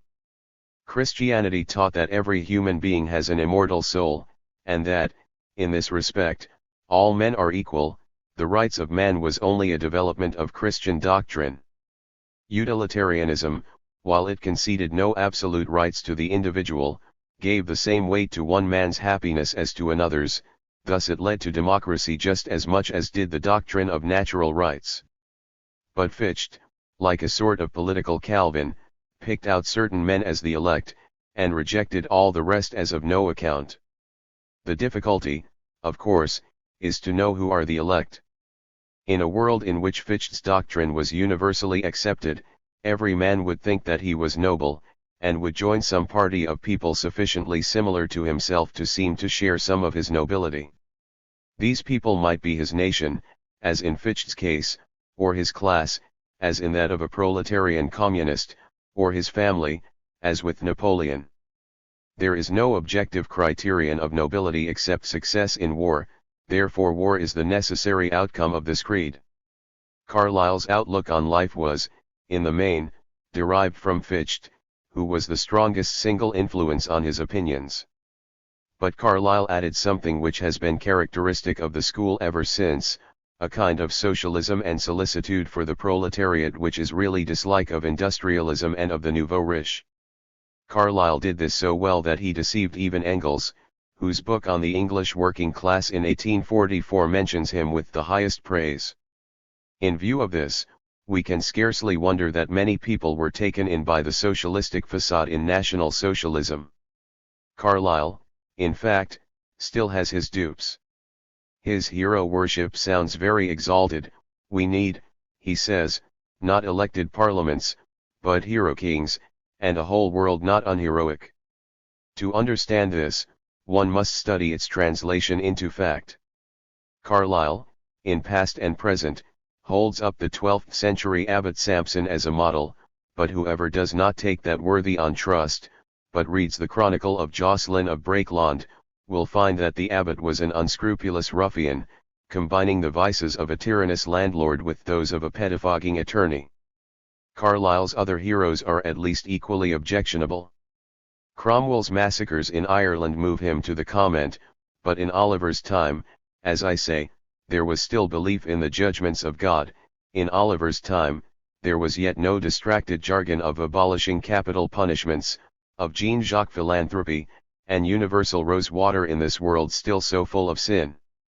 Only in late decadent generations, can such indiscriminate mashing up of good and evil into one universal patent treacle, take effect in our earth. Of most of his other heroes, such as Frederick the Great, Dr. Francia, and Governor Eyre, all that need be said is that their one common characteristic was a thirst for blood. Those who still think that Carlyle was in some sense more or less liberal should read his chapter on democracy in past and present. Most of it is occupied with praise of William the Conqueror, and with a description of the pleasant lives enjoyed by serfs in his day. Then comes a definition of liberty. The true liberty of a man, you would say, consisted in his finding out, or being forced to find out, the right path, and to walk thereon, p. 263. He passes on to the statement that democracy means despair of finding any heroes to govern you, and contentedly putting up with the want of them. The chapter ends by stating in eloquent prophetical language, that, when democracy shall have run its full course, the problem that will remain is that of finding government by your real superiors. Is there one word in all this to which Hitler would not subscribe? Mazzini was a milder man than Carlyle, from whom he disagreed as regards the cult of heroes. Not the individual great man, but the nation, was the object of his adoration, and, while he placed Italy highest, he allowed a role to every European nation except the Irish.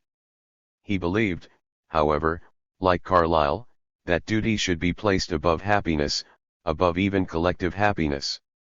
He thought that God revealed to each human conscience what was right, and that all that was necessary was that everybody should obey the moral law as felt in his own heart. He never realized that different people may genuinely differ as to what the moral law enjoins, or that what he was really demanding was that others should act according to his revelation. He put morals above democracy, saying, the simple vote of a majority does not constitute sovereignty. If it evidently contradicts the supreme moral precepts, the will of the people is sacred. When it interprets and applies the moral law, null and impotent. When it dissociates itself from the law, and only represents caprice. This is also the opinion of Mussolini. Only one important element has since been added to the doctrines of this school, namely the pseudo-Darwinian belief in race. Fichte made German superiority a matter of language, not of biological heredity. Nietzsche, who, unlike his followers, is not a nationalist or an anti-Semite, applies the doctrine only as between different individuals. He wishes the unfit to be prevented from breeding, and he hopes, by the methods of the dog fancier, to produce a race of supermen, who shall have all power, and for whose benefit alone the rest of mankind shall exist. But subsequent writers with a similar outlook have tried to prove that all excellence has been connected with their own race. Irish professors write books to prove that Homer was an Irishman. French anthropologists give archaeological evidence that the Celts, not the Teutons, were the source of civilization in Northern Europe. Houston Chamberlain argues at length that Dante was a German and Christ was not a Jew. Emphasis upon race has been universal among Anglo-Indians, from whom imperialist England caught the infection through the medium of Rudyard Kipling. But the anti-Semite element has never been prominent in England, although an Englishman, Houston Chamberlain, was mainly responsible for giving it a sham historical basis in Germany, where it had persisted ever since the Middle Ages. About race, if politics were not involved, it would be enough to say that nothing politically important is known. It may be taken as probable that there are genetic mental differences between races, but it is certain that we do not yet know what these differences are. In an adult man, the effects of environment mask those of heredity. Moreover, the racial differences among different Europeans are less definite than those between white, yellow, and black men. There are no well-marked physical characteristics by which members of different modern European nations can be certainly known apart, since all have resulted from a mixture of different stocks. When it comes to mental superiority, every civilized nation can make out a plausible claim, which proves that all the claims are equally invalid. It is possible that the Jews are inferior to the Germans, but it is just as possible that the Germans are inferior to the Jews. The whole business of introducing pseudo-Darwinian jargon in such a question is utterly unscientific. Whatever we may come to know hereafter, we have not at present any good ground for wishing to encourage one race at the expense of another. The whole movement, from Fichte onwards, is a method of bolstering up self-esteem and lust for power by means of beliefs which have nothing in their favor except that they are flattering. Fichte needed a doctrine which would make him feel superior to Napoleon. Carlyle and Nietzsche had infirmities for which they sought compensation in the world of imagination. British imperialism of Rudyard Kipling's epoch was due to shame at having lost industrial supremacy, and the Hitlerite madness of our time is a mantle of myth in which the German ego keeps itself warm against cold blasts of Versailles. No man thinks sanely when his self-esteem has suffered a mortal wound, and those who deliberately humiliate a nation have only themselves to thank if it becomes a nation of lunatics. This brings me to the reasons which have produced the wide acceptance of the irrational and even anti-rational doctrine that we have been considering. There are at most times all sorts of doctrines being preached by all sorts of prophets, but those which become popular must make some special appeal to the moods produced by the circumstances of the time. Now the characteristic doctrines of modern irrationalists, as we have seen, are, emphasis on will as opposed to thought and feeling, glorification of power, belief in intuitional positing of propositions as opposed to observational and inductive testing. This state of mind is the natural reaction of those who have the habit of controlling modern mechanisms such as aeroplanes, and also of those who have less power than formerly, but are unable to find any rational ground for the restoration of their former preponderance. Industrialism and the war, while giving the habit of mechanical power, caused a great shift of economic and political power, and therefore left large groups in the mood for pragmatic self-assertion. Hence the growth of fascism. Comparing the world of 1920 with that of 1820, we find that there had been an increase of power on the part of large industrialists, wage earners, women, and heretics. By heretics I mean those whose religion was not that of the government of their country. Correlatively, there had been a loss of power on the part of monarchs, aristocracies, ecclesiastics, the lower middle classes, and males as opposed to females. The large industrialists, though stronger than at any previous period, felt themselves insecure owing to the threat of socialism, and more particularly from fear of Moscow. The war interests generals, admirals, aviators, and armament firms were in the like case, strong at the moment, but menaced by a pestilential crew of Bolsheviks and pacifists. The sections already defeated the kings and nobles, the small shopkeepers, the men who from temperament were opponents of religious toleration, and the men who regretted the days of masculine domination over women seemed to be definitely down and out. Economic and cultural developments, it was thought, had left no place for them in the modern world. Naturally they were discontented, and collectively they were numerous. The Nietzschean philosophy was psychologically adapted to their mental needs, and, cleverly, the industrialists and militarists made use of it to weld the defeated sections into a party which should support a medievalist reaction in everything except industry and war. In regard to industry and war, there was to be everything modern in the way of technique, but not the sharing out of power and the effort after peace that made the socialists dangerous to the existing magnates. Thus the irrational elements in the Nazi philosophy are due, politically speaking, to the need of enlisting the support of sections which have no longer any raison d'être, while the comparatively sane elements are due to the industrialists and militarists. The former elements are irrational because it is scarcely possible that the small shopkeepers, for example, should realize their hopes, and fantastic beliefs are their only refuge from despair. Per contra, the hopes of industrialists and militarists might be realized by means of fascism, but hardly in any other way. The fact that their hopes can only be achieved through the ruin of civilization does not make them irrational, but only satanic. These men form intellectually the best, and morally the worst, element in the movement. The rest, dazzled by the vision of glory, heroism, and self-sacrifice, have become blind to their serious interests, and in a blaze of emotion have allowed themselves to be used for purposes not their own. This is the psychopathology of Nazism. I have spoken of the industrialists and militarists who support fascism as sane, but their sanity is only comparative. Thiessen believes that, by means of the Nazi movement, he can both kill socialism and immensely increase his market. There seems, however, no more reason to think him right than there was to think that his predecessors were right in 1914.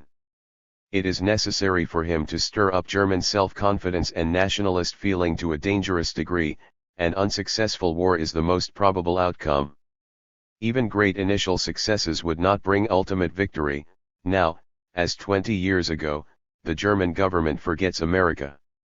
There is one very important element which is on the whole against the Nazis, although it might have been expected to support reaction, I mean, organized religion.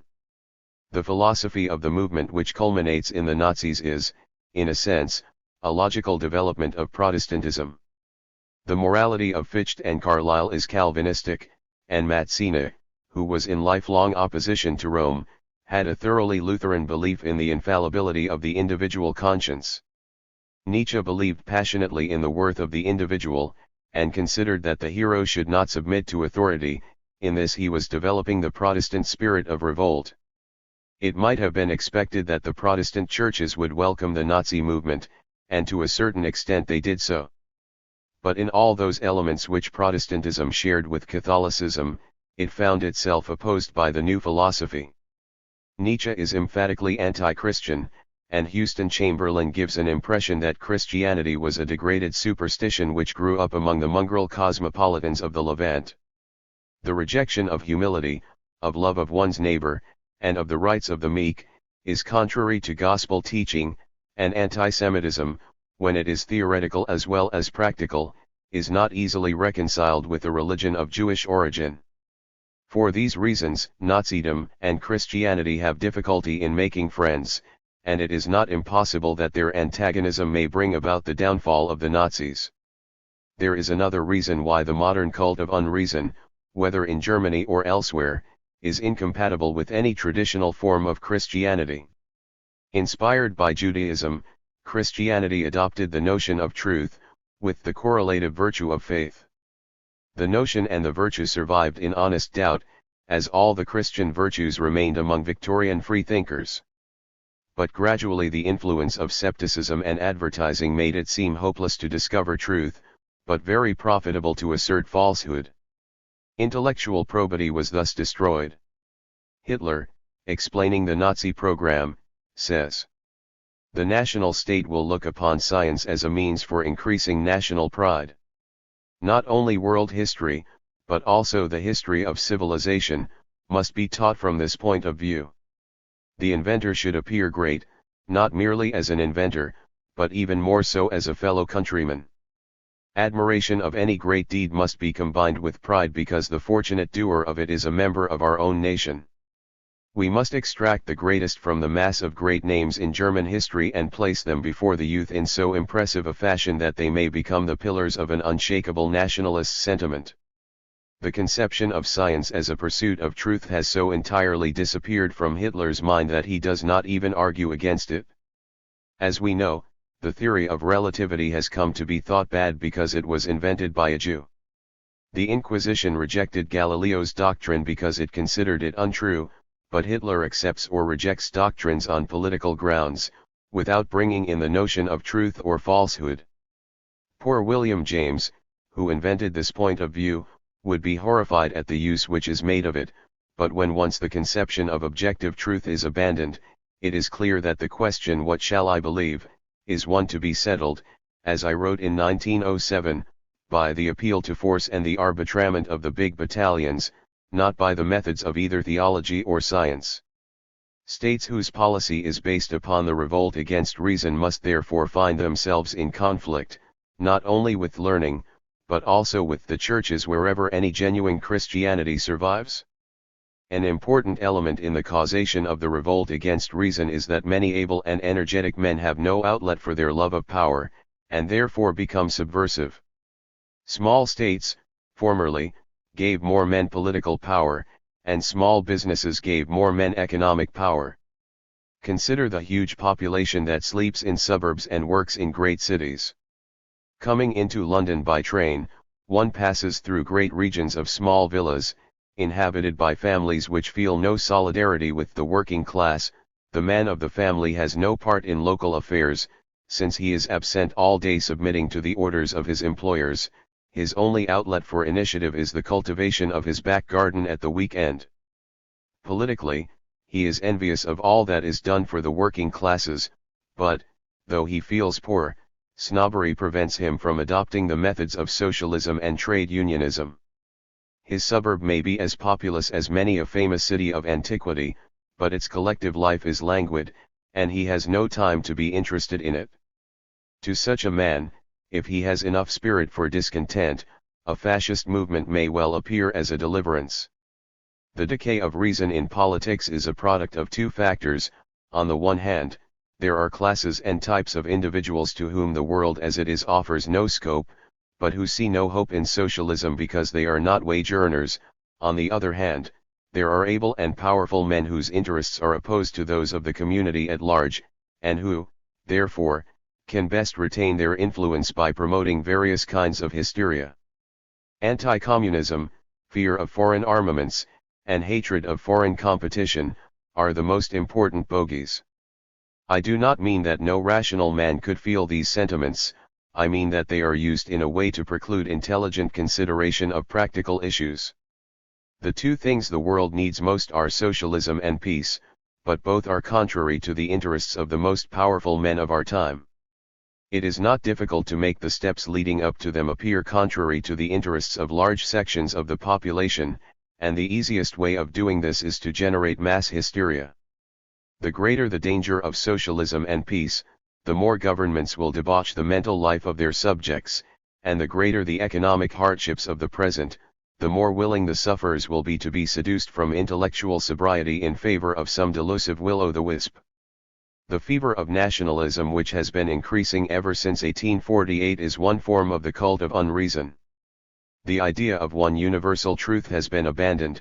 There is English truth, French truth, German truth, Montenegrin truth, and truth for the Principality of Monaco.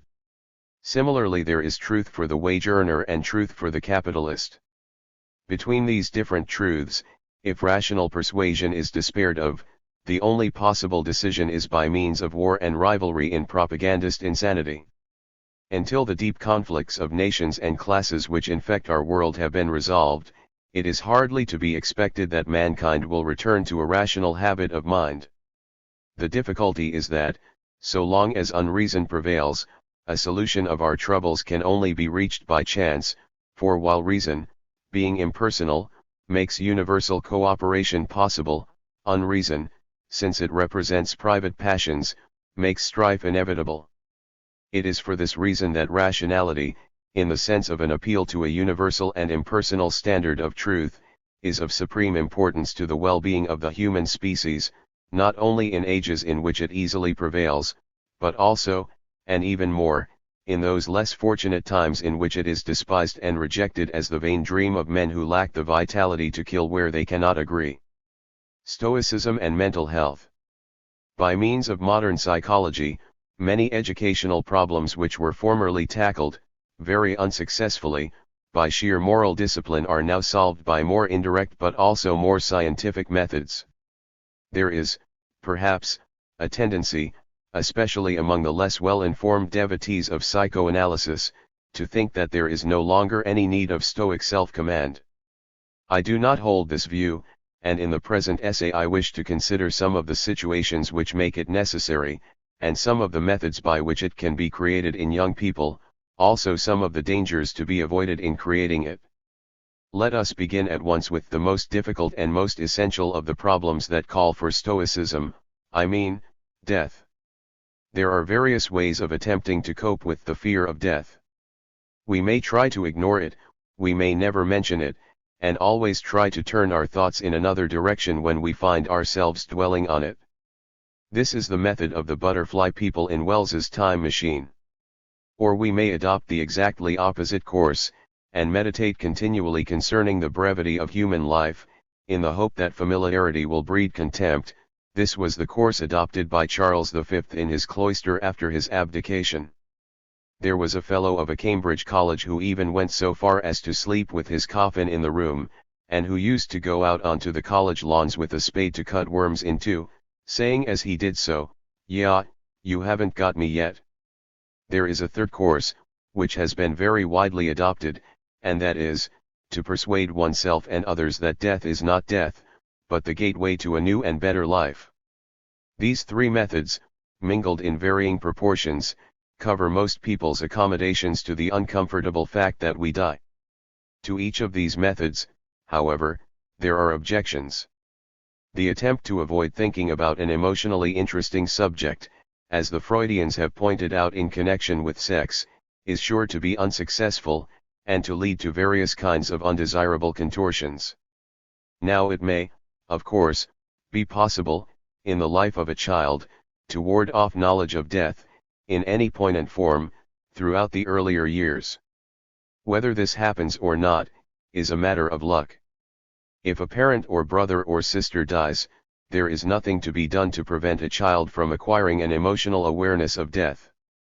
Even if, by luck, the fact of death does not become vivid to a child in early years, it must do so sooner or later, and in those who are quite unprepared, there is likely to be a serious loss of balance when this occurs.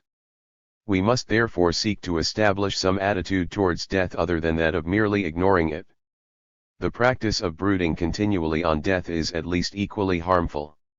It is a mistake to think too exclusively about any one subject, more particularly when our thinking cannot issue in action. We can, of course, act so as to postpone our own death, and within limits every normal person does so. But we cannot prevent ourselves from dying ultimately. This is, therefore, a profitless subject of meditation. Moreover, it tends to diminish a man's interest in other people and events, and it is only objective interests that can preserve mental health. Fear of death makes a man feel himself the slave of external forces, and from a slave mentality no good result can follow. If, by meditation, a man could genuinely cure himself of the fear of death, he would cease to meditate on the subject. So long as it absorbs his thoughts, that proves that he has not ceased to fear it. This method, therefore, is no better than the other. The belief that death is a gateway to a better life ought, logically, to prevent men from feeling any fear of death. Fortunately for the medical profession, it does not in fact have this effect, except in a few rare instances. One does not find that believers in a future life are less afraid of illness or more courageous in battle than those who think that death ends all. The late F.W.H. Myers used to tell how he asked a man at a dinner table what he thought would happen to him when he died. The man tried to ignore the question, but, on being pressed, replied, "Oh well, I suppose I shall inherit eternal bliss, but I wish you wouldn't talk about such unpleasant subjects." The reason for this apparent inconsistency is, of course, that religious belief, in most people, exists only in the region of conscious thought, and has not succeeded in modifying unconscious mechanisms. If the fear of death is to be coped with successfully, it must be by some method which affects behavior as a whole, not only that part of behavior that is commonly called conscious thought. In a few instances, religious belief can affect this, but not in the majority of mankind.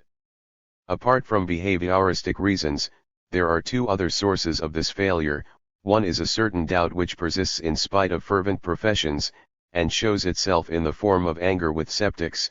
The other is the fact that believers in a future life tend to emphasize, rather than minimize, the horror that would attach to death if their beliefs were unfounded, and so to increase fear in those who do not feel absolute certainty. What, then, shall we do with young people to adapt them to a world in which death exists?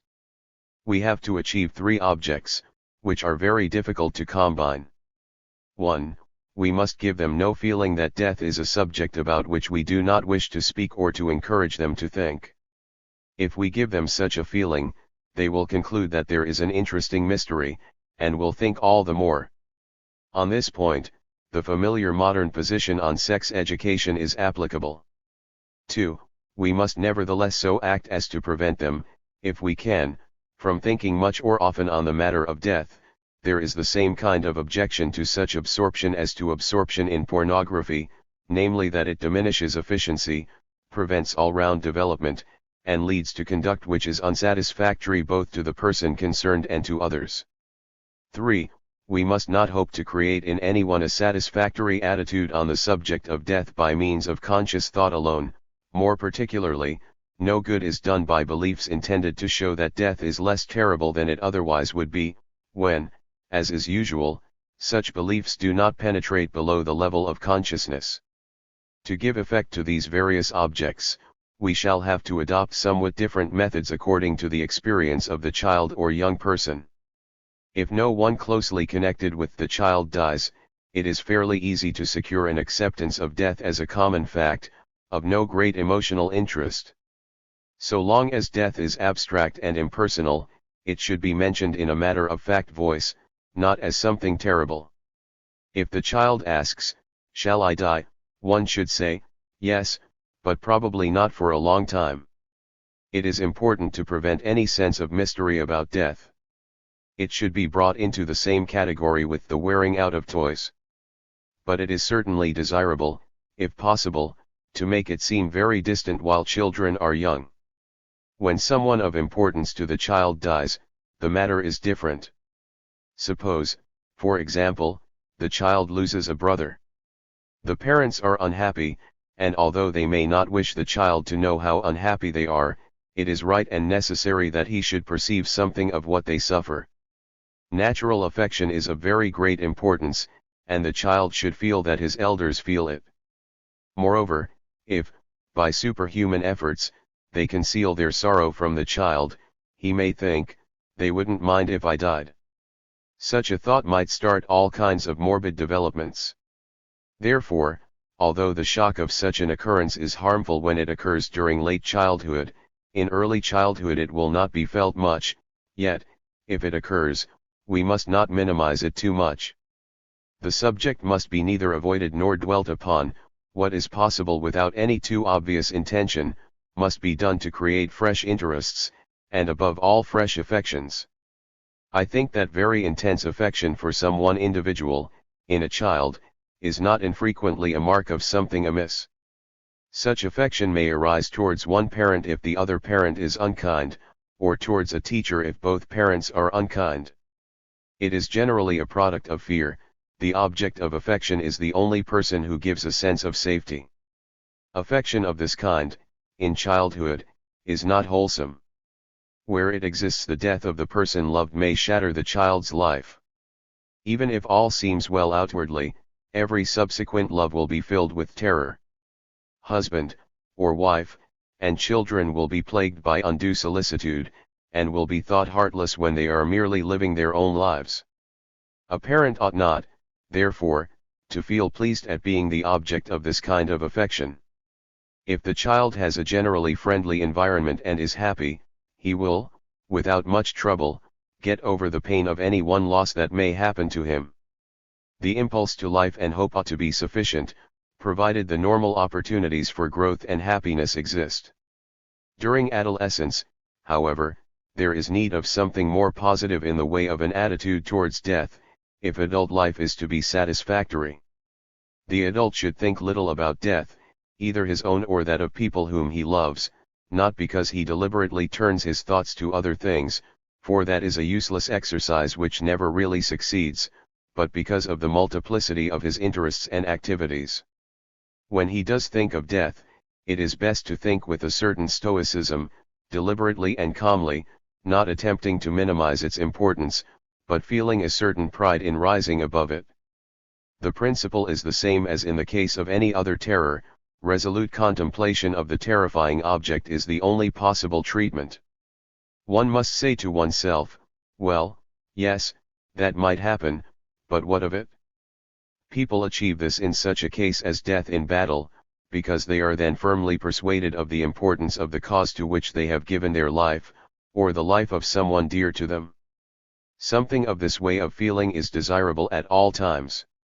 At all times, a man should feel that there are matters of importance for which he lives, and that his death, or the death of wife or child, does not put an end to all that interests him in the world.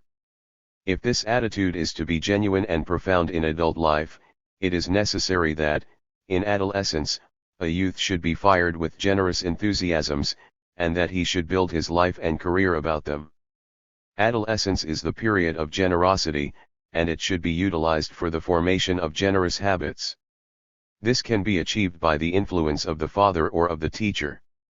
In a better community, the mother would often be the one to do it, but as a rule, at present, the lives of women are such as to make their outlook too personal and not sufficiently intellectual for what I have in mind. For the same reason, adolescents, female as well as male, ought, as a rule, to have men among their teachers, until a new generation of women has grown up which is more impersonal in its interests.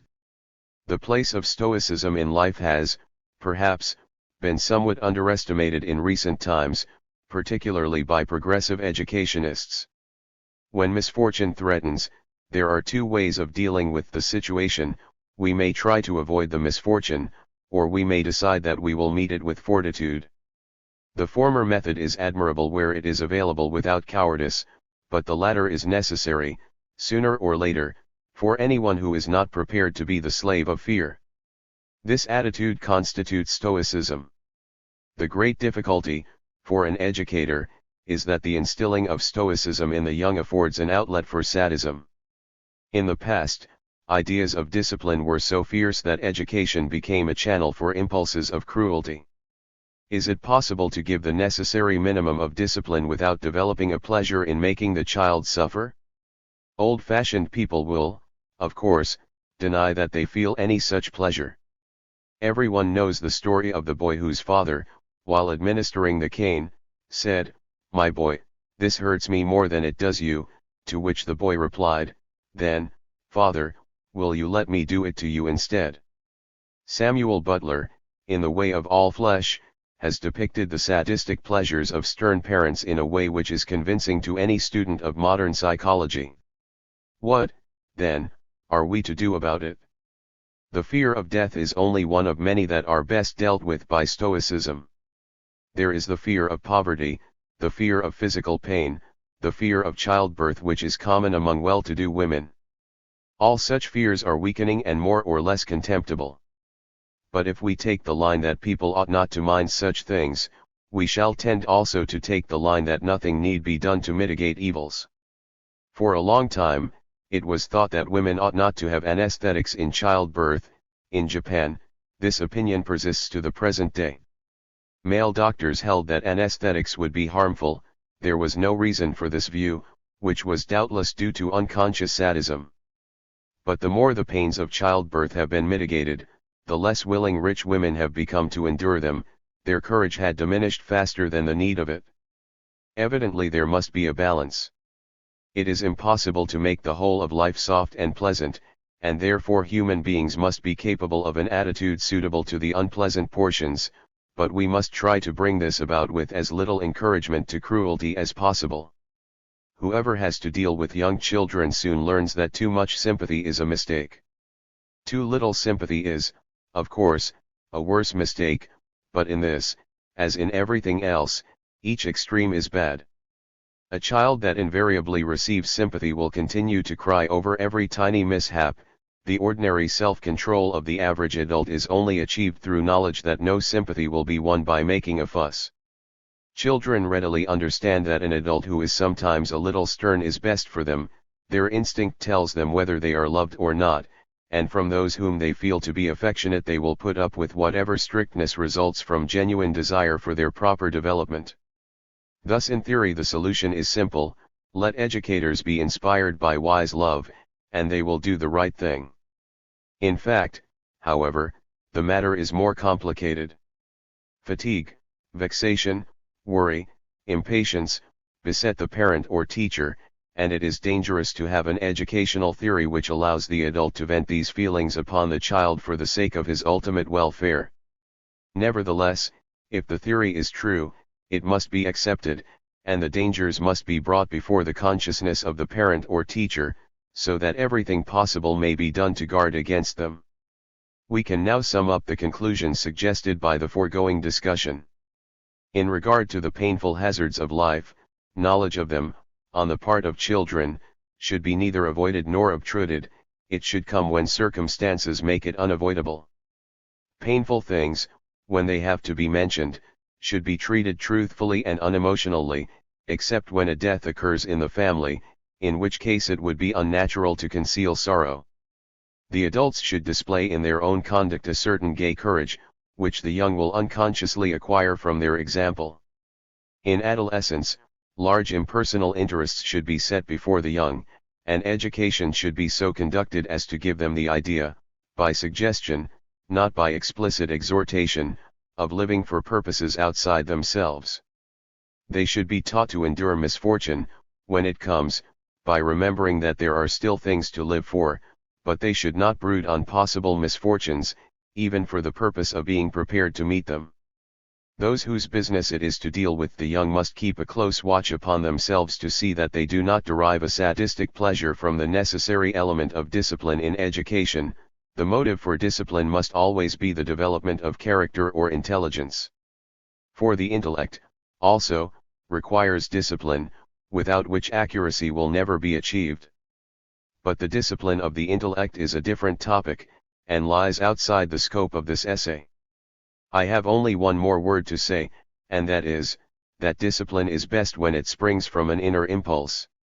In order that this may be possible, it is necessary that the child or adolescent should feel the ambition to achieve something difficult, and should be willing to make efforts to that end. Such ambition is usually suggested by some person in the environment, thus even self-discipline depends, in the end, upon an educational stimulus. Modern homogeneity.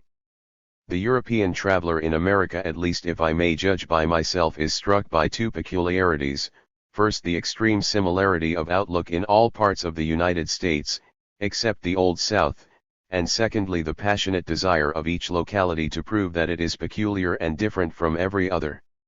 The second of these is, of course, caused by the first. Every place wishes to have a reason for local pride, and therefore cherishes whatever is distinctive in the way of geography or history or tradition. The greater the uniformity that in fact exists, the more eager becomes the search for differences that may mitigate it. The Old South is in fact quite unlike the rest of America, so unlike that one feels as if one had arrived in a different country.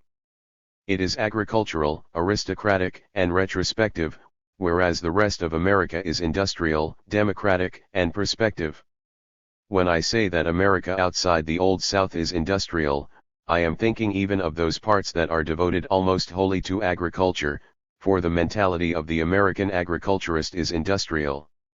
He uses much modern machinery, he is intimately dependent upon the railway and the telephone, he is very conscious of the distant markets to which his products are sent, he is in fact a capitalist who might just as well be in some other business. A peasant, as he exists in Europe and Asia, is practically unknown in the United States. This is an immense boon to America, and perhaps its most important superiority as compared to the Old World, for the peasant everywhere is cruel, avaricious, conservative, and inefficient. I have seen orange groves in Sicily and orange groves in California. The contrast represents a period of about 2,000 years. Orange groves in Sicily are remote from trains and ships, the trees are old and gnarled and beautiful, the methods are those of classical antiquity. The men are ignorant and semi-savage, mongrel descendants of Roman slaves and Arab invaders. What they lack in intelligence towards trees they make up for by cruelty to animals. With moral degradation and economic incompetence goes an instinctive sense of beauty which is perpetually reminding one of Theocritus and the myth about the Garden of the Hesperides.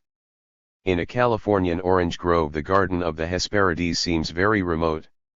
The trees are all exactly alike, carefully tended and at the right distance apart. The oranges, it is true, are not all exactly of the same size, but careful machinery sorts them so that automatically all those in one box are exactly similar. They travel along with suitable things being done to them by suitable machines at suitable points until they enter a suitable refrigerator car in which they travel to a suitable market. The machine stamps the word sun-kissed upon them, but otherwise there is nothing to suggest that nature has any part in their production. Even the climate is artificial, for when there would otherwise be frost, the orange grove is kept artificially warm by a pall of smoke. The men engaged in agriculture of this kind do not feel themselves, like the agriculturists of former times, the patient servants of natural forces. On the contrary, they feel themselves the masters, and able to bend natural forces to their will. There is therefore not the same difference in America as in the Old World between the outlook of industrialists and that of agriculturists. The important part of the environment in America is the human part, by comparison the non-human part sinks into insignificance. I was constantly assured in Southern California that the climate turned people into lotus eaters, but I confess I saw no evidence of this. They seemed to me exactly like the people in Minneapolis or Winnipeg, although climate, scenery, and natural conditions were as different as possible in the two regions.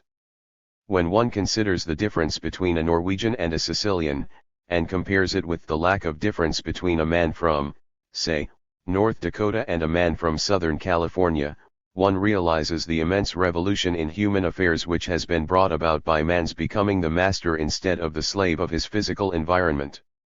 Norway and Sicily both have ancient traditions, they had pre-Christian religions embodying men's reactions to the climate, and when Christianity came it inevitably took very different forms in the two countries. The Norwegian feared ice and snow, the Sicilian feared lava and earthquakes.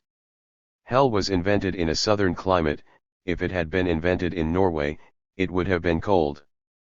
But neither in North Dakota nor in Southern California is hell a climatic condition, in both it is a stringency on the money market. This illustrates the unimportance of climate in modern life. America is a man-made world, moreover it is a world which man has made by means of machinery. I am thinking not only of the physical environment, but also and quite as much of thoughts and emotions. Consider a really stirring murder.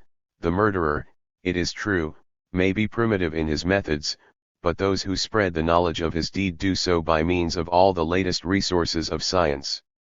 Not only in the great cities, but in lonely farms on the prairie and in mining camps in the Rockies, the radio disseminates all the latest information, so that half the topics of conversation on a given day are the same in every household throughout the country. As I was crossing the plains in the train, endeavoring not to hear a loudspeaker bellowing advertisements of soap, an old farmer came up to me with a beaming face and said, Wherever you go nowadays you can't get away from civilization. Alas! How true. I was endeavoring to read Virginia Woolf, but the advertisements won the day. Uniformity in the physical apparatus of life would be no grave matter, but uniformity in matters of thought and opinion is much more dangerous. It is, however, a quite inevitable result of modern inventions.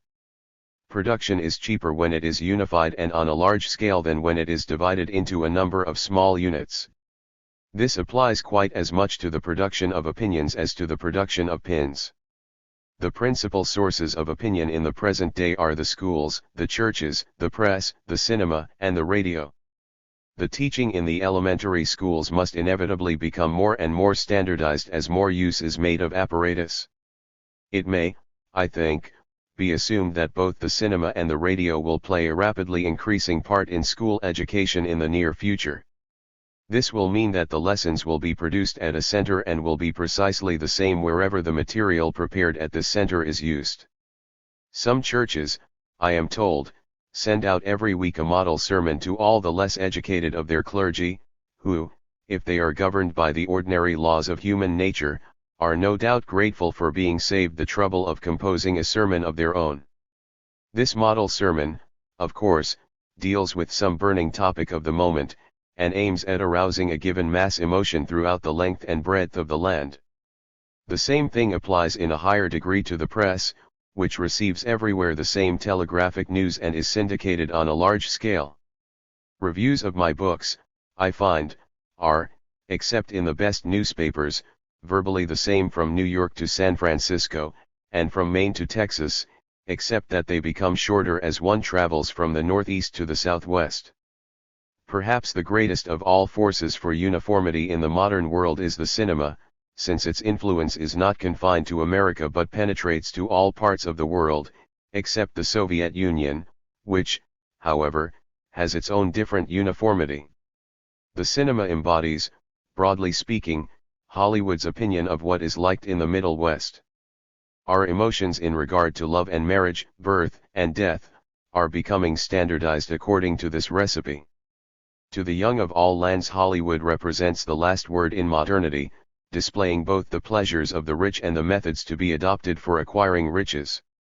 I suppose the talkies will lead before long to the adoption of a universal language, which will be that of Hollywood. It is not only among the comparatively ignorant that there is uniformity in America.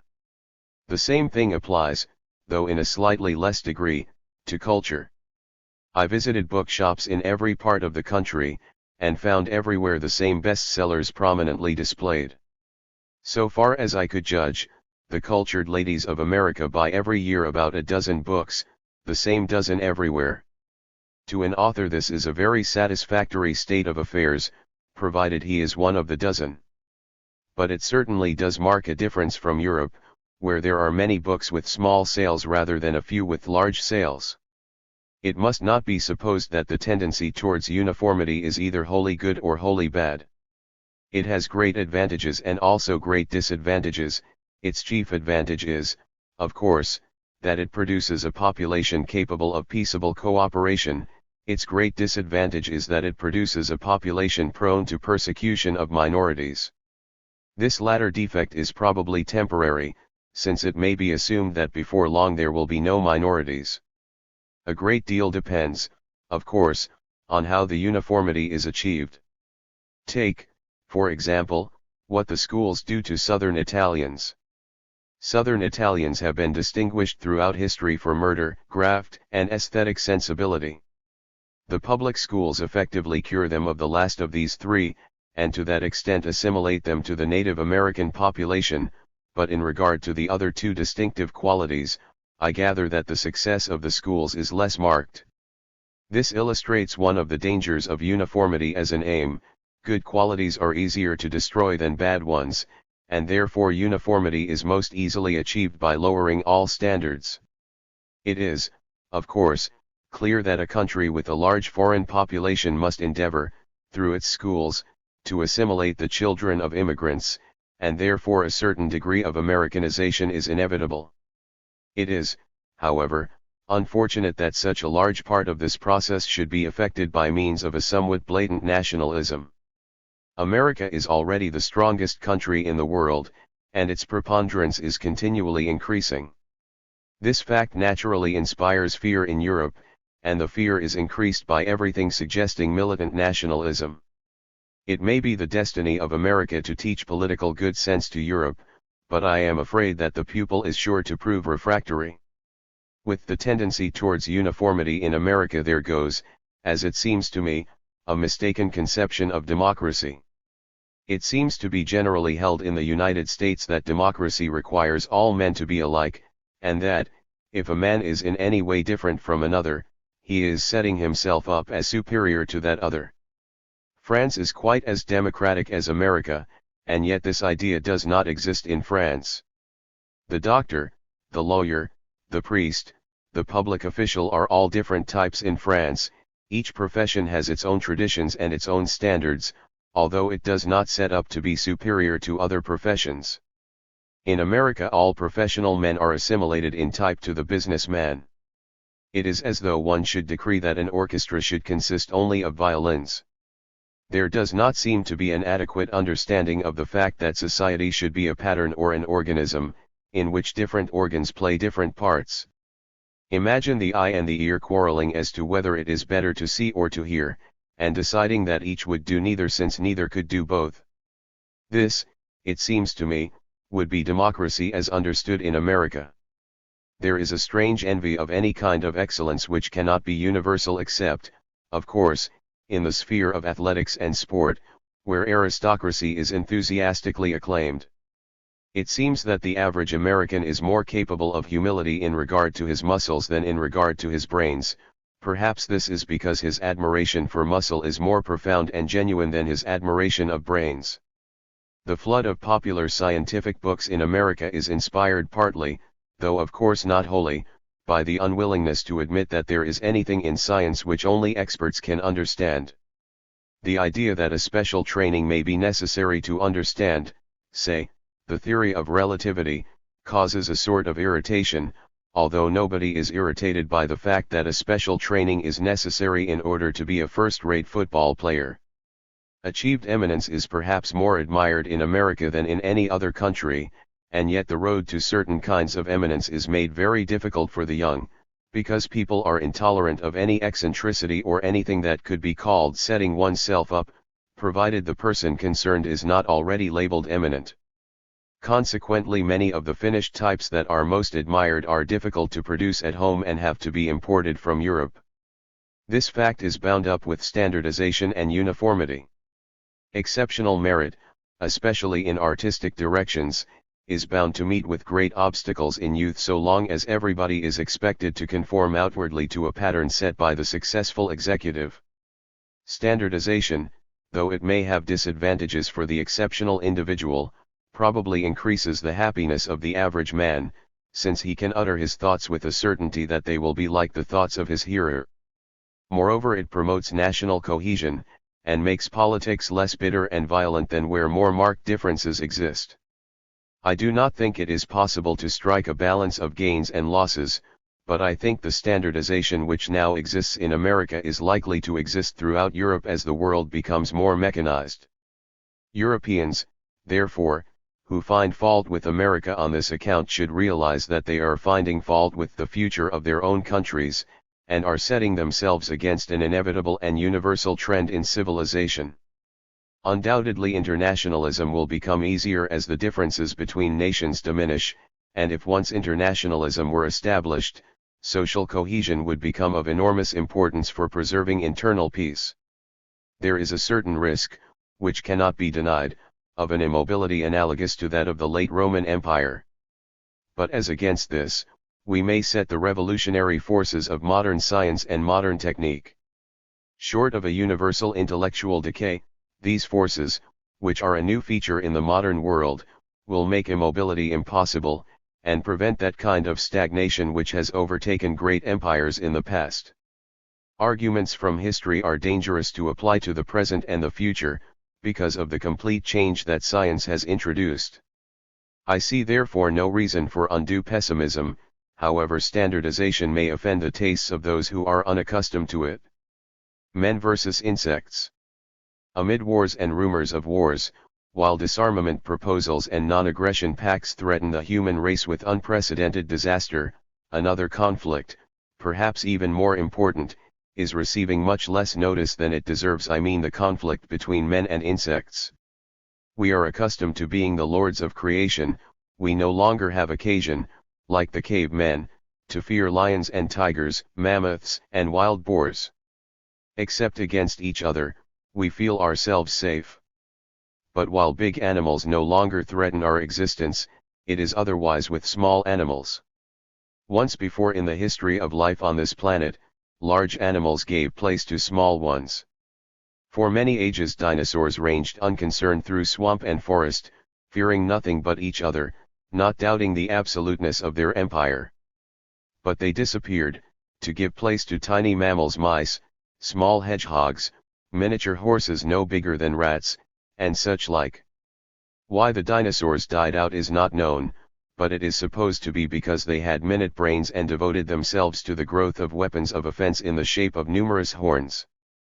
However that may be, it was not through their line that life developed. The mammals, having become supreme, proceeded to grow big. But the biggest on land, the mammoth, is extinct, and the other large animals have grown rare, except man and those that he has domesticated. Man, by his intelligence, has succeeded in finding nourishment for a large population, in spite of his size. He is safe, except from the little creatures, the insects and the microorganisms. Insects have an initial advantage in their numbers. A small wood may easily contain as many ants as there are human beings in the whole world. They have another advantage in the fact that they eat our food before it is ripe for us. Many noxious insects which used to live only in some one comparatively small region have been unintentionally transported by man to new environments where they have done immense damage. Travel and trade are useful to insects as well as to microorganisms. Yellow fever formerly existed only in West Africa, but was carried to the Western Hemisphere by the slave trade. Now, owing to the opening up of Africa, it is gradually traveling eastward across that continent. When it reaches the east coast, it will become almost impossible to keep it out of India and China, where it may be expected to have the population. Sleeping sickness is an even more deadly African disease which is gradually spreading. Fortunately, science has discovered ways by which insect pests can be kept under. Most of them are liable to parasites which kill so many that the survivors cease to be a serious problem, and entomologists are engaged in studying and breeding such parasites. Official reports of their activities are fascinating. They are full of such sentences as, "He proceeded to Brazil, at the request of the planters of Trinidad, to search for the natural enemies of the sugar-cane froghopper." One would say that the sugar-cane froghopper would have little chance in this contest. Unfortunately, so long as war continues, all scientific knowledge is double-edged. For example, Professor Fritz Haber, who has just died, invented a process for the fixation of nitrogen. He intended it to increase the fertility of the soil, but the German government used it for the manufacture of high explosives, and has recently exiled him for preferring manure to bombs. In the next Great War, the scientists on either side will let loose pests on the crops of the other side, and it may prove scarcely possible to destroy the pests when peace comes. The more we know, the more harm we can do each other. If human beings, in their rage against each other, invoke the aid of insects and microorganisms, as they certainly will do if there is another big war, it is by no means unlikely that the insects will remain the sole ultimate victors. Perhaps, from a cosmic point of view, this is not to be regretted, but as a human being I cannot help heaving a sigh over my own species. On comets. If I were a comet, I should consider the men of our present age a degenerate breed. In former times, the respect for comets was universal and profound. One of them foreshadowed the death of Caesar, another was regarded as indicating the approaching death of the Emperor Vespasian. He himself was a strong-minded man, and maintained that the comet must have some other significance, since it was hairy and he was bald, but there were few who shared this extreme of rationalism.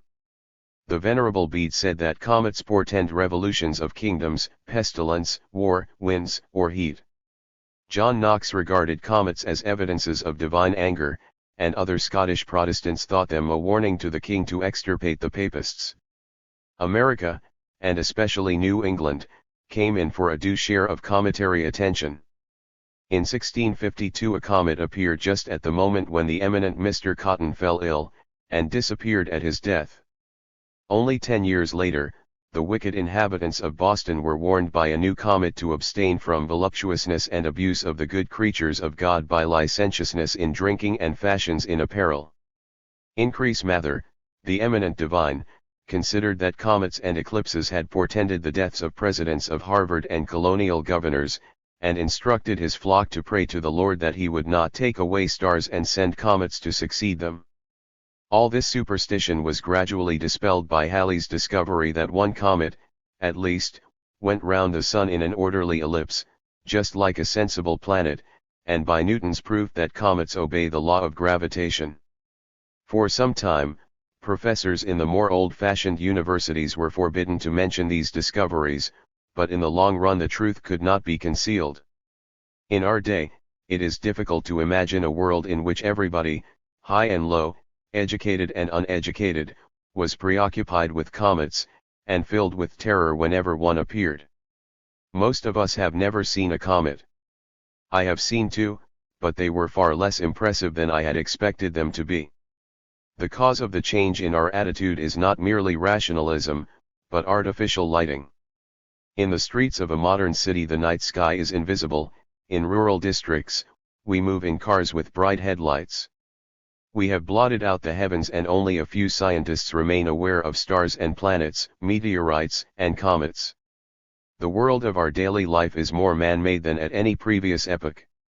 In this there is loss as well as gain. Man, in the security of his dominion, is becoming trivial, arrogant, and a little mad. But I do not think a comet would now produce the wholesome moral effect which it produced in Boston in 1662, a stronger medicine would now be needed.